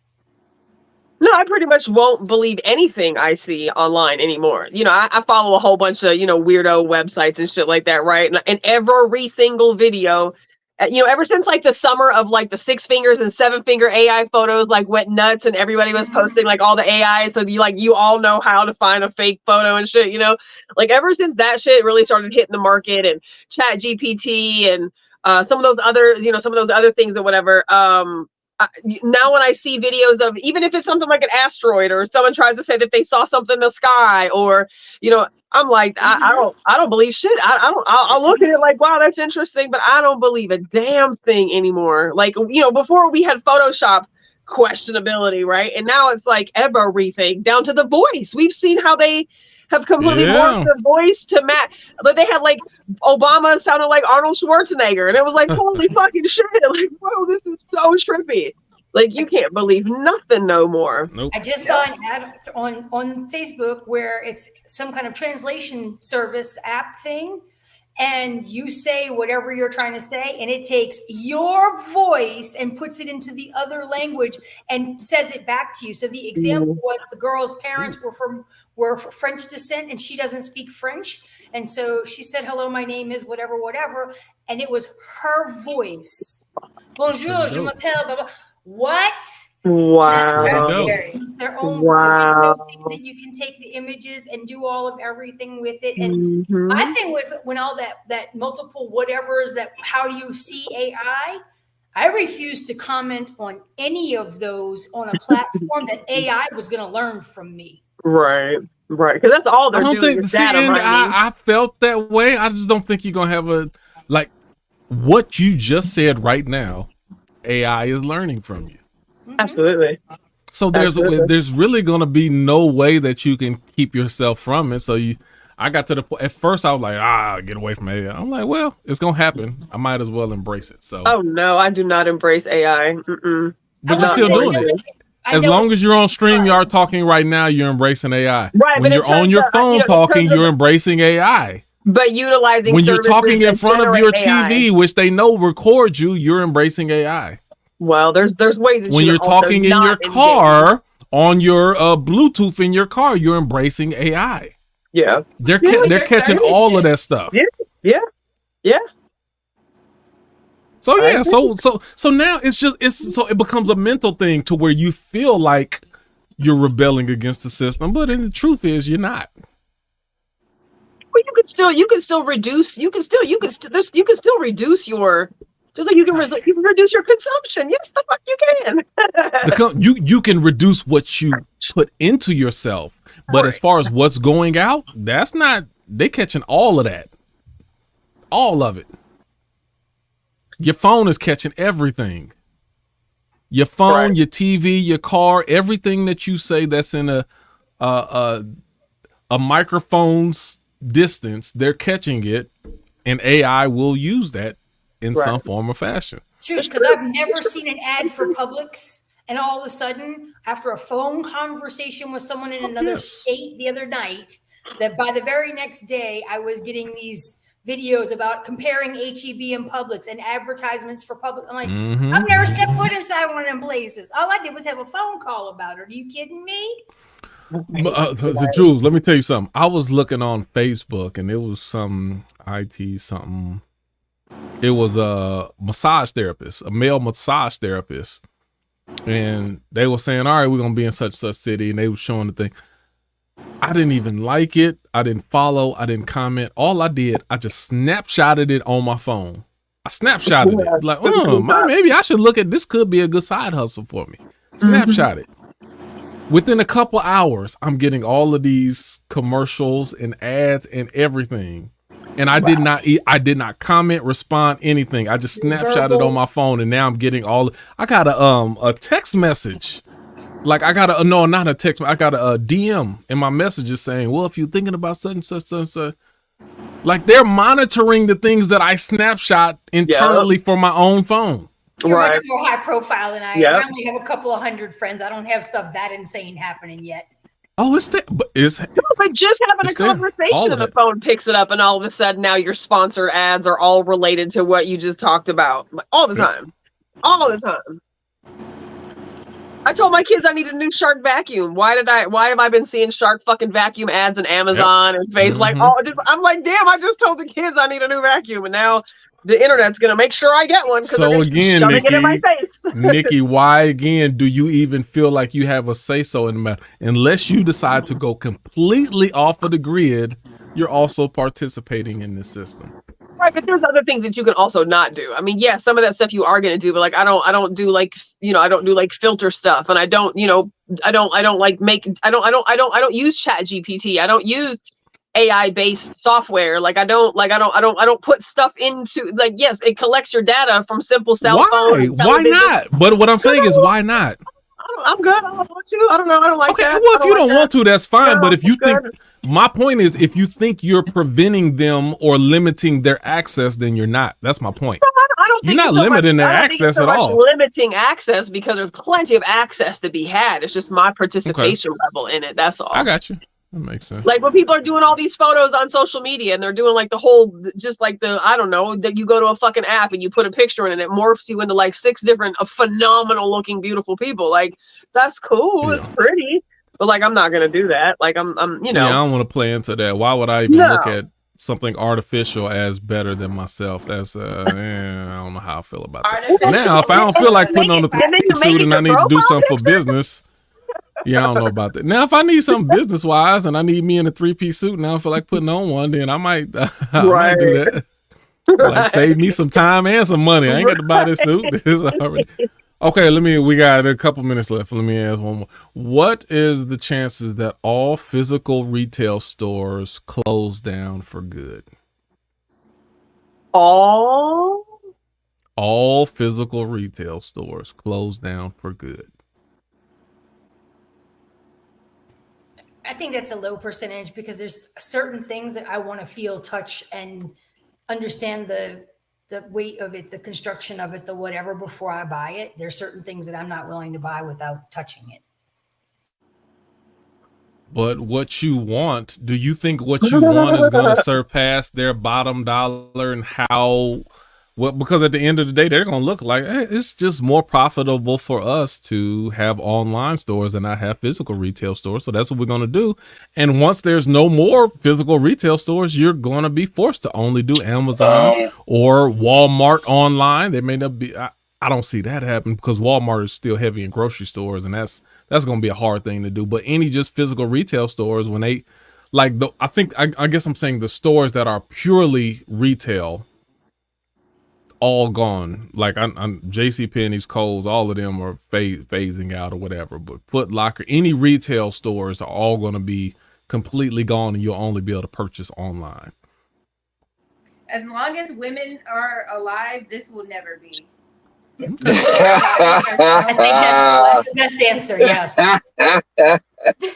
Like, our bodies are so complex and so different. Like, we are shaped so differently. We're tall, we're short, we're Yep. we're musty, Yep. we're booty, You say musty? calves, we're Busty. Oh, busty. okay. You said busty? We have Can you break down that busty part? we have like short torsos, we have long torsos, we have long like there is no way, like the way the female body is made, that we can ever that we will ever want to not try on our clothes. Denise. Yeah. Okay, you're not gonna want to try you got a it. point there. No, hold on. You I got a got point another there. point though. But Denise, you know they already have AI where they have I ain't gonna even call it AI, but they have different apps and sites. All they have to do is take a picture of you, and they call it your like body. the Tailor app. They're scanning your body, and they say, "Oh, by this, we can measure and tailor specific clothing just for you based off of us looking at your body." Listen to me. Yeah, I'm listening. Yeah, I'm listening. As much I'm as listening. we angle and this and that, we ain't got no picture like that in our phone. We ain't we hitting the angle, we showing the head. I'm just telling you what they doing. I'm telling you what they doing. They take a picture and then they do it, and now they set it up to where there's most of the places, most of the apps, like, oh yeah, you try it on. If it don't fit you right, then you can send it back, and then like check this out, your man. return, they make it easy for you to return that stuff. I'm gonna have to rock with Denise. I'm gonna have to rock with Denise on this one because there's something about a woman in them tall mirrors when she get to, doing those poses in the tall mirror with the that's with the dressing room and the retail store.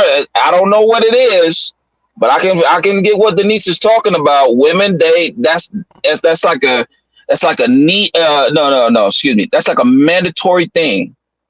Especially when it comes to clothing or anything like that. She wants to see how she looks in that thing with the full length. We don't want to return it. You're talking, Denise. Denise, you're talking about what your preference is, and I understand your preference to do a certain thing, but for a company that is all about the bottom line, if it makes more money for them not to have to pay tens of thousands of dollars in rent in order to maintain these properties, they're going to do it. Once they start looking at the returns and all the shipping costs and all of that, it's not necessarily as profitable. It's really just not. And now you've got people who are going to stop.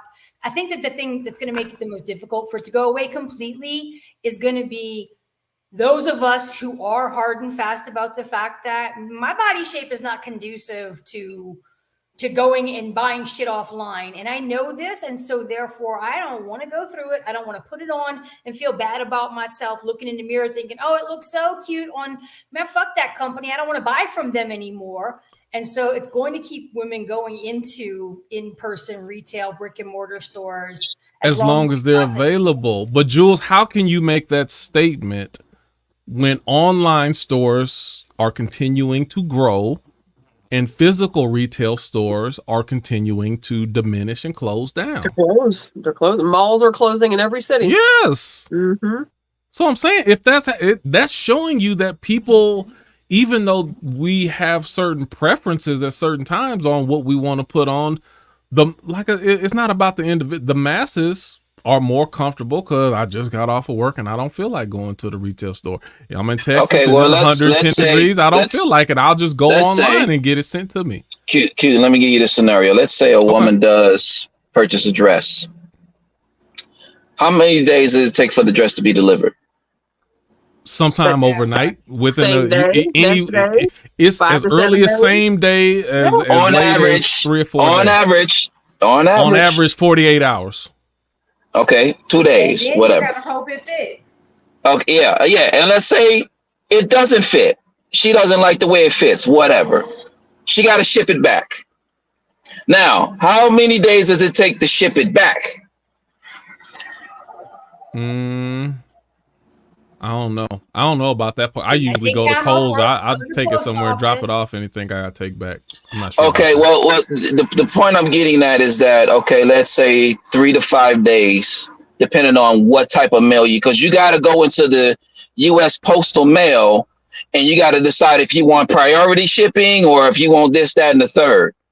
Right. Point is 3 to 5 days within that range, and you have 2 days or whatever for the dress to get to you. That's about a week, right there. As far as like getting the dress that you wanted, it doesn't fit, shipping it back to get the dress. Do people want to go through? They're increasingly doing it more and more. Hold on, yeah, but that presents a sense of laziness in regards to we are lazy. Don't you? So you looking at let me throw this in here because this is part of my argument right here. Even the stuff that you were saying, you're not thinking about the other side. Let's go old school route. So when Denise said, "Oh, you know what? I'm gonna give me a dress for such and such, such and such." Oh man, when the weekend come, then I'm gonna go to such and such, this and this and this and that. Because you working, I ain't got time to be going to the store right now. I'm gonna wait till the weekend and then I'm gonna go find me what I want to find. Nowadays, you don't have to wait till the weekend. It could be on a Tuesday. Like, I'm already scrolling on my phone. Let me look on Amazon. Oh yeah, it's already been sitting in my cart. All I'm going to do is add the cart in. I'm going to have this problem will occur. The same problem. Can you? Yeah, you chopping a little bit. Can I be heard?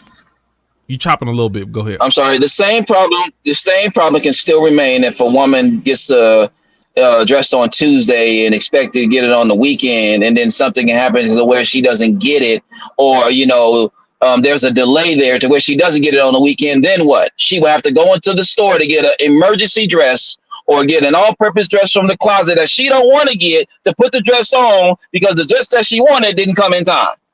And guess what? At the end of the day, though, they don't fucking care. They don't care, and they don't care That's about my women. point. They don't care. So she better have a couple fucking dresses in that closet as a backup. She better shop in preparation. She better not wait last minute. She better figure out what her body size is and read them reviews because they don't care. They don't give a shit. The only reason they're there is because they know business. The only reason they're there is because it's an existing model right now. But right. Walmart ain't gonna open back up 24 hours because we want them to be open 24 hours. Like, think about think if we go through another fucking pandemic, right? Let's say it's 10 times worse than COVID, and we're actually scared to leave the house, or it's fucking killing people on the street. Like, you ain't going nowhere for no goddamn nothing. You finna order delivery. You finna Amazon that shit, or you know what you're gonna not do? Have whatever the fuck it is that you think that you want. You're gonna just sit there without it because it's not realistic. Yeah, I don't shop at all. I don't shop online because my body is 10 times fucked up, so nothing ever fits. I have more money in returns that will never go back than I have clothes that I actually like in my fucking closet. I hate to shop. I don't like to spend money. I don't shop online, and I don't like going in person. I will go in person. I don't like going in person. I don't like doing none of them, but they don't care about what we want. If that was the case, we wouldn't even have had the sustainability conversation. Those buildings cost too much money. People aren't going in. Everybody's shopping Amazon. All the mom and pops have been kicked out because of Walmart. They don't care. So the chances that we could go completely, think about, I know it's so corny and stupid, but like think about the movie, was it WALL-E? Well, yeah, WALL-E is where loss of bone density. Everybody just got fat. They just got fat and stayed on fucking computers and rolled around in little mobile scooters all day long. Just didn't do shit. Like that's all it was. And that is what eventually we will turn into.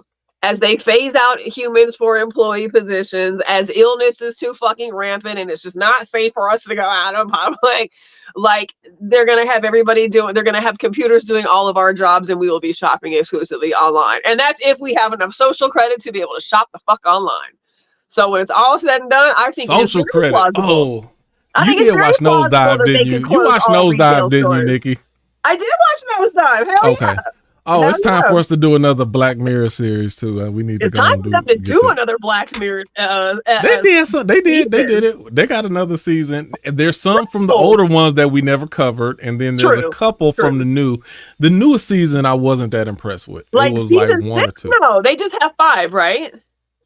I think it's 6. I thought it was just 5, but I thought 5 was the last one that they made. I wasn't that impressed with the last season. That's what a lot of people said. They did not like the writing on that last season. But it was 1 or 2 of them. Now we still got about 3 or 4 that's very good that we didn't touch. Like, did we ever touch San Junipero? Yeah, that was the one that you wanted us to watch the most. What was that one about though? The basically afterlife, like this virtual heaven, virtual afterlife, I should say, where people decided their conscience was loaded up in a database, and they got to decide what type of afterlife they wanted. What streaming this is on? Black Mirror, Netflix. Black Mirror. We did so we did San Junipero. I know we did Striking Vipers, which I hated, but it was good conversation. It was. We did Nosedive, and then All About Me or All About You or the history. We did didn't we do the one where they had the recall in their eyes? Yeah. So I think we did those 4. So yeah, there's quite a few more that we can. Yeah, there's a lot of them. We did the dating one too. Yes, the timed one, like yes, Hang the DJ. That's my favorite one. Hang the DJ. Yeah, Hang the DJ. Yeah. So we did 5 of them. Really? Did we really do 5? I thought we only did 4, but it's one of them. Maybe I know you wanted to do San Junipero really bad, but I don't think we did San Junipero though. Yeah, I don't think we did that one. We talked about it, but we didn't. I don't think we actually did. I don't think we covered that one. See, okay, so I already know 2 of them that we need to do, and there's a couple more. Yeah, and I wish y'all would watch the Book of Clarence. I want to do a show. Seen it. One too. Seen it twice already. I tried. I don't think I know enough to know whether it's funny or not. Like so when they're doing shtick in the movie, like I'm like I don't know if this is supposed to be like, you know, like satire. Like I don't know if it's like I don't know enough of the actual Bible, you know, and stories in it to really get the parts of it that are funny or sarcastic or poking fun at something. Ironic. I think there's a lot of irony more than sarcasm. There's a lot of irony in. Oh, see, okay. I tried to watch it and I was like, I don't know if I'm supposed to laugh. Like, I don't know how I'm supposed to feel. I think people who knew the story would probably find it far more entertaining, which they have. Like everybody that's seen Book of Clarence has loved the movie, and I'm like, I don't know if I'm supposed to love it or not. Like, Did you watch the whole movie? Did you watch it? Or no, because I like it lost me like 20 minutes into it, and then after I'm lost, I don't go back. Oh man, shoot. I don't. It's because it's not closely following the Bible. It's just there's certain characters that are in the Bible, like you got Jesus, the disciples, and that's really it. Like there's really not anybody else that's actual biblical characters. Yeah, the first 20 like minutes biblically, kind of threw me. biblically, Thomas was a twin. So Clarence came in. He was they had him portraying the twin of Thomas. But yeah, outside of the disciples and Jesus there, and they had Mary, but there's really no parallels that you really need to follow with the Bible. All right, well, I'll try watching it again. I'll give it another shot. Yeah, don't try to figure it out in connection to the You Bible. don't say that those are only 2 biblical characters. There was just like totally open minded, like this is gonna be a good show. This is gonna be a good movie. Everybody, Jesus, the disciples. Okay. You had Jesus' mother. Well, John is a disciple. Oh, John the Baptist. True. Yeah. John the Baptist, G. Mercer. Right? Mm-hmm. Who that? Yeah, the Baptist. Go ahead. Keep going. Right, John the Baptist. And who else? Who was an actual biblical character? Mary. Tiana Joseph played Mary, and that's why I said his parents. Okay. Yeah, his Okay. parents married. Married to It Jonas. didn't sound like you. It didn't sound like you mentioned that beforehand. But go ahead. Okay. They Yeah, I they was had just saying. Yeah, the Barabbas in disciples. It wasn't a lot. Yeah. What's that? Barabbas was in it too. Right, but Barabbas is not even a Hey, major Judas character in the Bible. Iscariot. Judas is a disciple. That's what I'm saying. Said one of you Negroes is a canary. See, something was speaking the movie, and I'm like, I should. He's like, I want to become the Messiah. know. What, nigga? Oh man, I had to check it out. I had to watch It does. It does have some. Well, if you understand, if you, well, I'm pretty sure familiar with the biblical narrative, but yeah, if you kind of understand like how it was playing out, with the comedic twist to it. Right. There's some funny parts in there though. But even Nikki, for you, even in your mindset, I think you would appreciate the end of it more so than a lot of people, because the message of it was kind of more leaning towards your thought process than anything that's actually biblical. I wanted to watch it. Like, I really did give it a fair shake, so I'll give it a go again. No fair shake with 20 minutes. You didn't shake it hard enough. Look, I told you I fell asleep in Daredevil, so I'll fucking fall asleep in a movie if you lose me. Deadpool. Yeah, Deadpool. Oh, you fell asleep?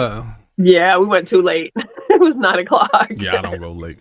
It was dangerous. Right. We're at 145. It was a 50-50 chance that I was gonna fall asleep in that movie, and I did. No, yeah, any movie that I watch that start after 9:00, there is a 75% chance that I'm gonna doze off. Even if it's early in the day. I mean, any movie at any time. If I go into the theater, it's dark, it's cool in there. Yep. There's a 25 to 30. I might have dozed off a couple times. One of my favorite movies. I dozed off. I watched that at the 9:00, and I straight dozed off real good. Batman. What was the second one? Dark Knight. Great movie with the job, man. I dozed off about 4 or 5 times on that. I'm like, man, I can't stay awake. Get through Dark Knight. You get too comfortable up in there. Dark Knight was great. Yep. I just can't. I don't know what it is. It just doesn't do it for me. Too dark. Get you sleepy. Yeah. I like being around people that much. It doesn't ever make me sleepy. I'm not falling asleep in the movie theater around a bunch of strangers. Not after you just seen, I know what you did last summer, a scary movie. I'm sorry, Scream. One of the okay, this ain't got nothing to do with this ain't got nothing to do with our topic. I would say the 4, my best 5. Okay. My best theater experiences watching a movie in the theater. Number 1 was Jurassic Park. Oh, always. And that was crazy because they was doing little McDonald's commercials, and I wasn't even supposed to go to Jurassic. I ain't had nothing else to do, and my mom and my little sister Ivory wanted to go. This was, it's younger. And I'm like, well, whatever. I ain't got nothing else to do. Man, they got them dinosaurs start eating people and all that. Man, them little kids was running out the theater so quick, man. These kids was screaming and crying. It was chaos in there, man. Nobody expected, because, McDonald's had the little commercials, and everybody thought it was going to be this little cute, cuddly movie. And you got dinosaurs eating people. I was so shocked. I was like, man, I wasn't expecting that. All right, number 1, that was Jurassic Park. Number 2, Independence Day. When Independence Day came out, I was like, man, they blew up the White House and the World Trade. I was like, dang, this is a crazy movie. That was one of the best. And then The Matrix Reloaded, the second Matrix. I was in there. I'm like, man, I can't believe I'm watching this. I feel like I should be paying more. That was one of the best movie experiences. Oh, wow. Get Out. That was one of my favorite experiences, watching Get Out in the theater. I didn't go to sleep at all on that. I was on pins and needles the whole time. And Endgame. Yeah. Marvel Avengers Endgame. That was something else. And even Civil War, for that matter. They was both good, but Endgame was like, dang, that's crazy. Anyway, before we get off, anybody got what's your like best 3 hours and what's more. Your best movie? What's your best in theater experience that you've had? Most of mine were when I was a kid. I remember the excitement and the feeling I was not 4 years old yet, and I was on my dad's shoulders when Star Wars, the original one, hit the theaters. Yeah. And my dad was 6'4", so I was a little bitty old thing, and I was up on top of his shoulders, and people were dressed up, and they were out front, and like, I remember all of that, and then the words came at us. That was wild. I remember Poltergeist scared the shit out of me. Oh, yeah. Gremlins was amazing. Ghostbusters, phenomenal. Like all of those big blockbusters from like that time period in the mid '80s. That's some of my favorites. After that, it kind of just fades into Matrix was one, like the original Matrix was one of my favorites because at the end of it, there were so many people around us who were lost, and we had conversation with complete strangers. We had parking lot conversation for hours with complete strangers because they didn't get it. They didn't understand. And my ex and I were talking about it, and other people who got it were talking about it. And so the people were curious, and we walked out of the theater with like a group of 20 people. We didn't know any of them. And we all stood in the parking lot for hours talking about and opening minds and eyes and everything to that. Fear and Loathing in Las Vegas, oddly enough, was a movie that I saw at the theater, and never having tried a lot of the drugs that he does in that movie, Johnny Depp and Benicio del Toro did such an amazing job, and the cinematography was so intense. Everybody walked out of the theater going like, "Is it just me, or do I feel like you feel like you're tripping too?" Like there's like. So there's definitely been some cinematic ones that stood out more, but most of the ones that I really were my favorites were when I was a kid. And then it's the family, and it's the whole excitement, and it's all of those things with it too, you know. Cool. That's what's up. Niche, you got any? There's two. One I'm trying to look up the name of because I forgot about it. But y'all don't judge me. Of course we're gonna judge. Acrimony. Okay, so I gotta give y'all context. Acrimony by Tyler Perry, y'all. Now let me give y'all context. Me and my partner, we do not like going to see Black films because they be written kind of horribly, especially Tyler Perry. But for this particular time, we just so happen to be out. We're like, forget it. Let's go to the movies. And we normally catch the early bird movie so we can have the movie to ourselves. So we hadn't been to a movie packed full of people in forever. So we go to see this Tyler Perry movie. And then so it's so Black. I forgot about the Black movie experience. And I was like, oh my God. Yeah. I was like, this is so good. It was like more entertaining. The energy in the theater, make it And talking at the TV, and like the stuff that I do at home by myself that I forget is like the Black experience. And it was so good. Another one that I liked was The Best Man. I did see The Best Man when there were like more people. Best Man 2. That one, it took all of us out. The Best Man 2 didn't come out. That came straight to No, it came out. No, it was in theaters because I saw it in theaters. Okay. It was in theaters. We was in there crying, everybody crying together because Monica. So, and then lastly, one of my favorite experiences where I went to the movie theater by myself. There is this A24 film called Past Lives, and it's somewhat of like a coming of age love story kind of thing, but with a very interesting kind of twist to it. And there was like this yearning between these two characters, but then there's this element of like loyalty and these questions of what if, and it was just so beautifully written, and it wasn't done in this fairy tale way, like the way it ended. I won't get into all the details because I recommend seeing it. I needed that cry so bad that night. When I tell you, I was already going through it. So I went to the movies in the middle of the week at like 9-10 o'clock, and I needed that cry like I never needed a cry before, and it really just triggered that cry for me so I could get a good little shoulder shrug in, crying all on the way home and shit. Like it was everything I needed. So that's like my top 3 movie experiences. Oh, and of course Black Panther for all the reasons. Like, that was good. It was just so Black.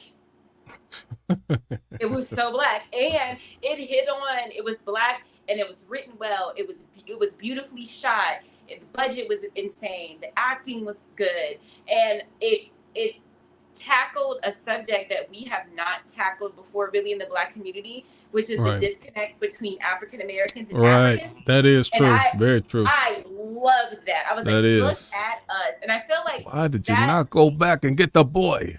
Right. And then that mixed with the soundtrack, I felt like that started to create like a conversation between us and Africans. Like it was through art that we were like, okay, y'all, let's talk. So that's it. It's good stuff. Yuganana Chavez, before we get out here, y'all have any memorable theater experiences? I don't have many of them. Can you hear me? Yeah, we hear you. Hold on. That's it? Oh. No, because I got my Uber Eats app on, and keep on giving them annoying notifications. I've been to the movie so many times that I couldn't really give you a really good one, but one that actually just popped up when but you're still gonna give us one.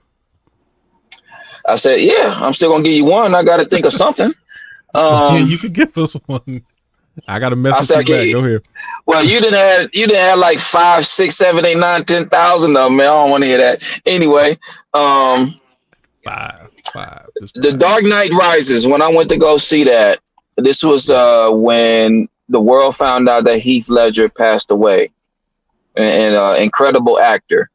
And everybody was anticipating the role of him playing the Joker, and the whole movie was edge of your seat from start to finish, because everybody was they was like, Heath Ledger, man, let's see what he, because they they was anticipating the role, and the entire theater was engaged, like as far as the scene where he was driving the trailer, and the trailer flipped and whatnot and all of that. That was a great experience as far as like seeing like the crowd reaction to a scene like a movie like that, for somebody that basically did their last film. That was a good experience as far as like, the crowd participation, everybody clapping and like, woo! They was, like they in the movie themselves. Another one was, and I think for me, the 98 was the year of movies for me, because 98. That's when 1998. That's when Armageddon came out. That's when Enemy of the State came out. That's when The Negotiator came out, and I went and saw all of them. I went and saw all. I think How to Be the Player was 96 or 97. That was the sweet spot of the action movies, that era. Yeah. So, man. No, Armageddon. Yeah, Con Air was 98. I think Con Air was 98 and 99. But anyway, that was the year of movies for me, because every movie that came out was, that I saw was man, it was just spectacular. Also, The Matrix as well. But the Enemy of the State one did it for me when, because I saw it like 3 times. When, the Gene Hackman scene, when they were, have you guys seen The Enemy of the State? Yeah. Yes, I have. Okay. The Gene Hackman scene where they were in the government vehicle, and he was like, you either incredibly smart or incredibly stupid. And he was like, we'll see in a minute. They go in there. The mob boss is looking for the videotape of him doing something he wasn't supposed to do. So the whole like schematic behind that script is what did it for me, as far as like the cleverness of Will's character to make the government official and the mob boss one and the same thing, but they don't know that, it's not what they think it is, or whatever the case may be. So yeah, that part was so good that I had to see it a few times. And I'll just end with that right there, as far as my theatrical experience. And another one is V for Vendetta. The V for Vendetta movie. Yeah, if y'all ain't seen that one, man, that movie right there. Because I'll say my critical thinking eye is open. So when I saw that type of movie like that, I was like, oh hell yeah, that's the type of movie I like. You're an action guy. Oh yeah. You got to come out the gates action with it, like fresh out the gates. For me to be like, oh hell yeah, that's a bomb movie right there. Yeah, if I'm going to a theater, 99% of the time, it got to be an action / sci-fi movie. I don't go just for drama. Like I'll wait for it to come to my house for action, because you got to get the sound, you got to get the visual, you got to get everything in there. Yeah. So that's the only time. Anything else I ain't really paying that much attention to. But all right, we had 2 hours again, so all right. Kind of. I was gonna say John Wick, but I didn't see those in theaters. But that was action from start to finish. The John Wick. Let Shiva say something. He been here this whole time, y'all. Come on now. I put his name out there. I think he's just working. Oh man, go ahead, sir. Go ahead. Super working. Peace and blessings to you all. That's a great question. I've been thinking about it for the last 10 minutes. I'll never forget when Forrest Gump dropped. You know what I'm saying? I was a kid in the movie theater. Yeah, saw that in the movie theater. That's my number one movie all time. My number one movie all time. But go ahead. Man, everybody was crying real tears. You know what I mean? Like real tears. It was a sad time in the parking lot. People talking about Jenny. Yeah. And then I will never forget. I'll never forget when it was like a season in which Old School and Step Brothers dropped, and what was the other Ron Burgundy Anchorman? Oh my God, Anchorman. Like that. Oh yeah, like that season. I mean, we would go. I mean, I think when Old School dropped, the first time I saw it, I was going into college. People was in the movie theater having sex. Oh wow. Yeah, it was, it was back in the day. And, before we was in the surveillance age like that. And I remember so many things stopping because everybody was laughing so hard. So it was the same laughter in Step Brothers. It was the same laughter in Anchorman. And me and my guys, we were like, man, this is like a cult. You know what I mean? Like we really enjoy these guys, blah, blah, blah. And I'll never forget that time. I'll never forget seeing those movies in the theater at Tinseltown right there in Pflugerville. And and being real tears, but also being real joy, real camaraderie. I appreciate the question and the inclusion, Denise. Appreciate you not forgetting, brother. No, okay. Shivers. I love that era because I love like dry comedy so much. So Step Brothers, I thought that was hilarious. But my favorite out of like that era or kind of around that era was Wedding Crashers. I love that movie. I love that era. Yeah, for sure. Oh, honorable mention, Back to the Future 2. That was ahead of its time with all the futuristic stuff on top of that. So I love that one. And how much of it we actually have is wild.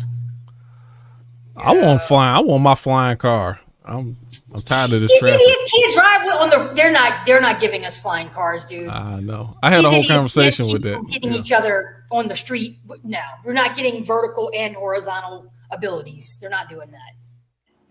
So I'm not. All right. 30 seconds. I'm gonna get out. I was literally just having a conversation about that, and they was like, I think it was my son, and it's like, well, no, they can't do that because they don't have technology. I'm like, you don't know what they will have the ability to do. You don't think about how our present and our future is framed because of the powers that be. So when Rockefeller and in control of oil, they made sure that everything had to run through oil in order for it to be productive.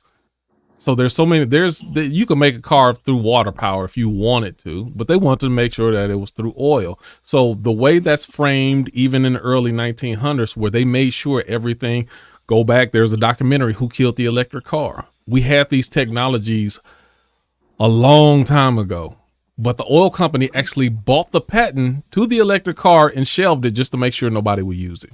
So when you factor in American greed and control and power, it really dictates how technology looks for us going down the line in the future, because it could be totally different if we didn't put those type of controls on there for the sake of personal gain. But that's another conversation for another time. And you actually brought it all the way back to the beginning, because when we were talking about the education system and not going past an eighth grade reading level, and one of the things that we would be missing in a society after the zombie apocalypse would be education. But the reality is that our public education system is Rockefeller and Carnegie funded to make good workers for the factory. All they want is for you to know that you're going to show up on time, sit your ass down, do what you're told, and not leave until they tell you. That's the whole purpose of our public education system. They don't care if we can read or not. If you can show up and push the buttons that they need you to push and are intelligent enough to gather that, our system is worried about. That's a good point. That's an excellent point. And that makes homeschool sound a lot better than it does. That's why I like free thinkers. Our antennas just stay up all the time. Like we stay on it all the time. Full circle, man. All the way from the beginning to the end. We wrapped it full around. Circle. It's all good. All right, y'all. Well, until next week, if you have any topic ideas, anything that you want to include or add or want to talk about, let us know and we will talk about it. But outside of that, everyone have a wonderful week. And we out. Bye, y'all. Yeah, I'm gonna be delayed. I can't find the end button. So slow. So slow.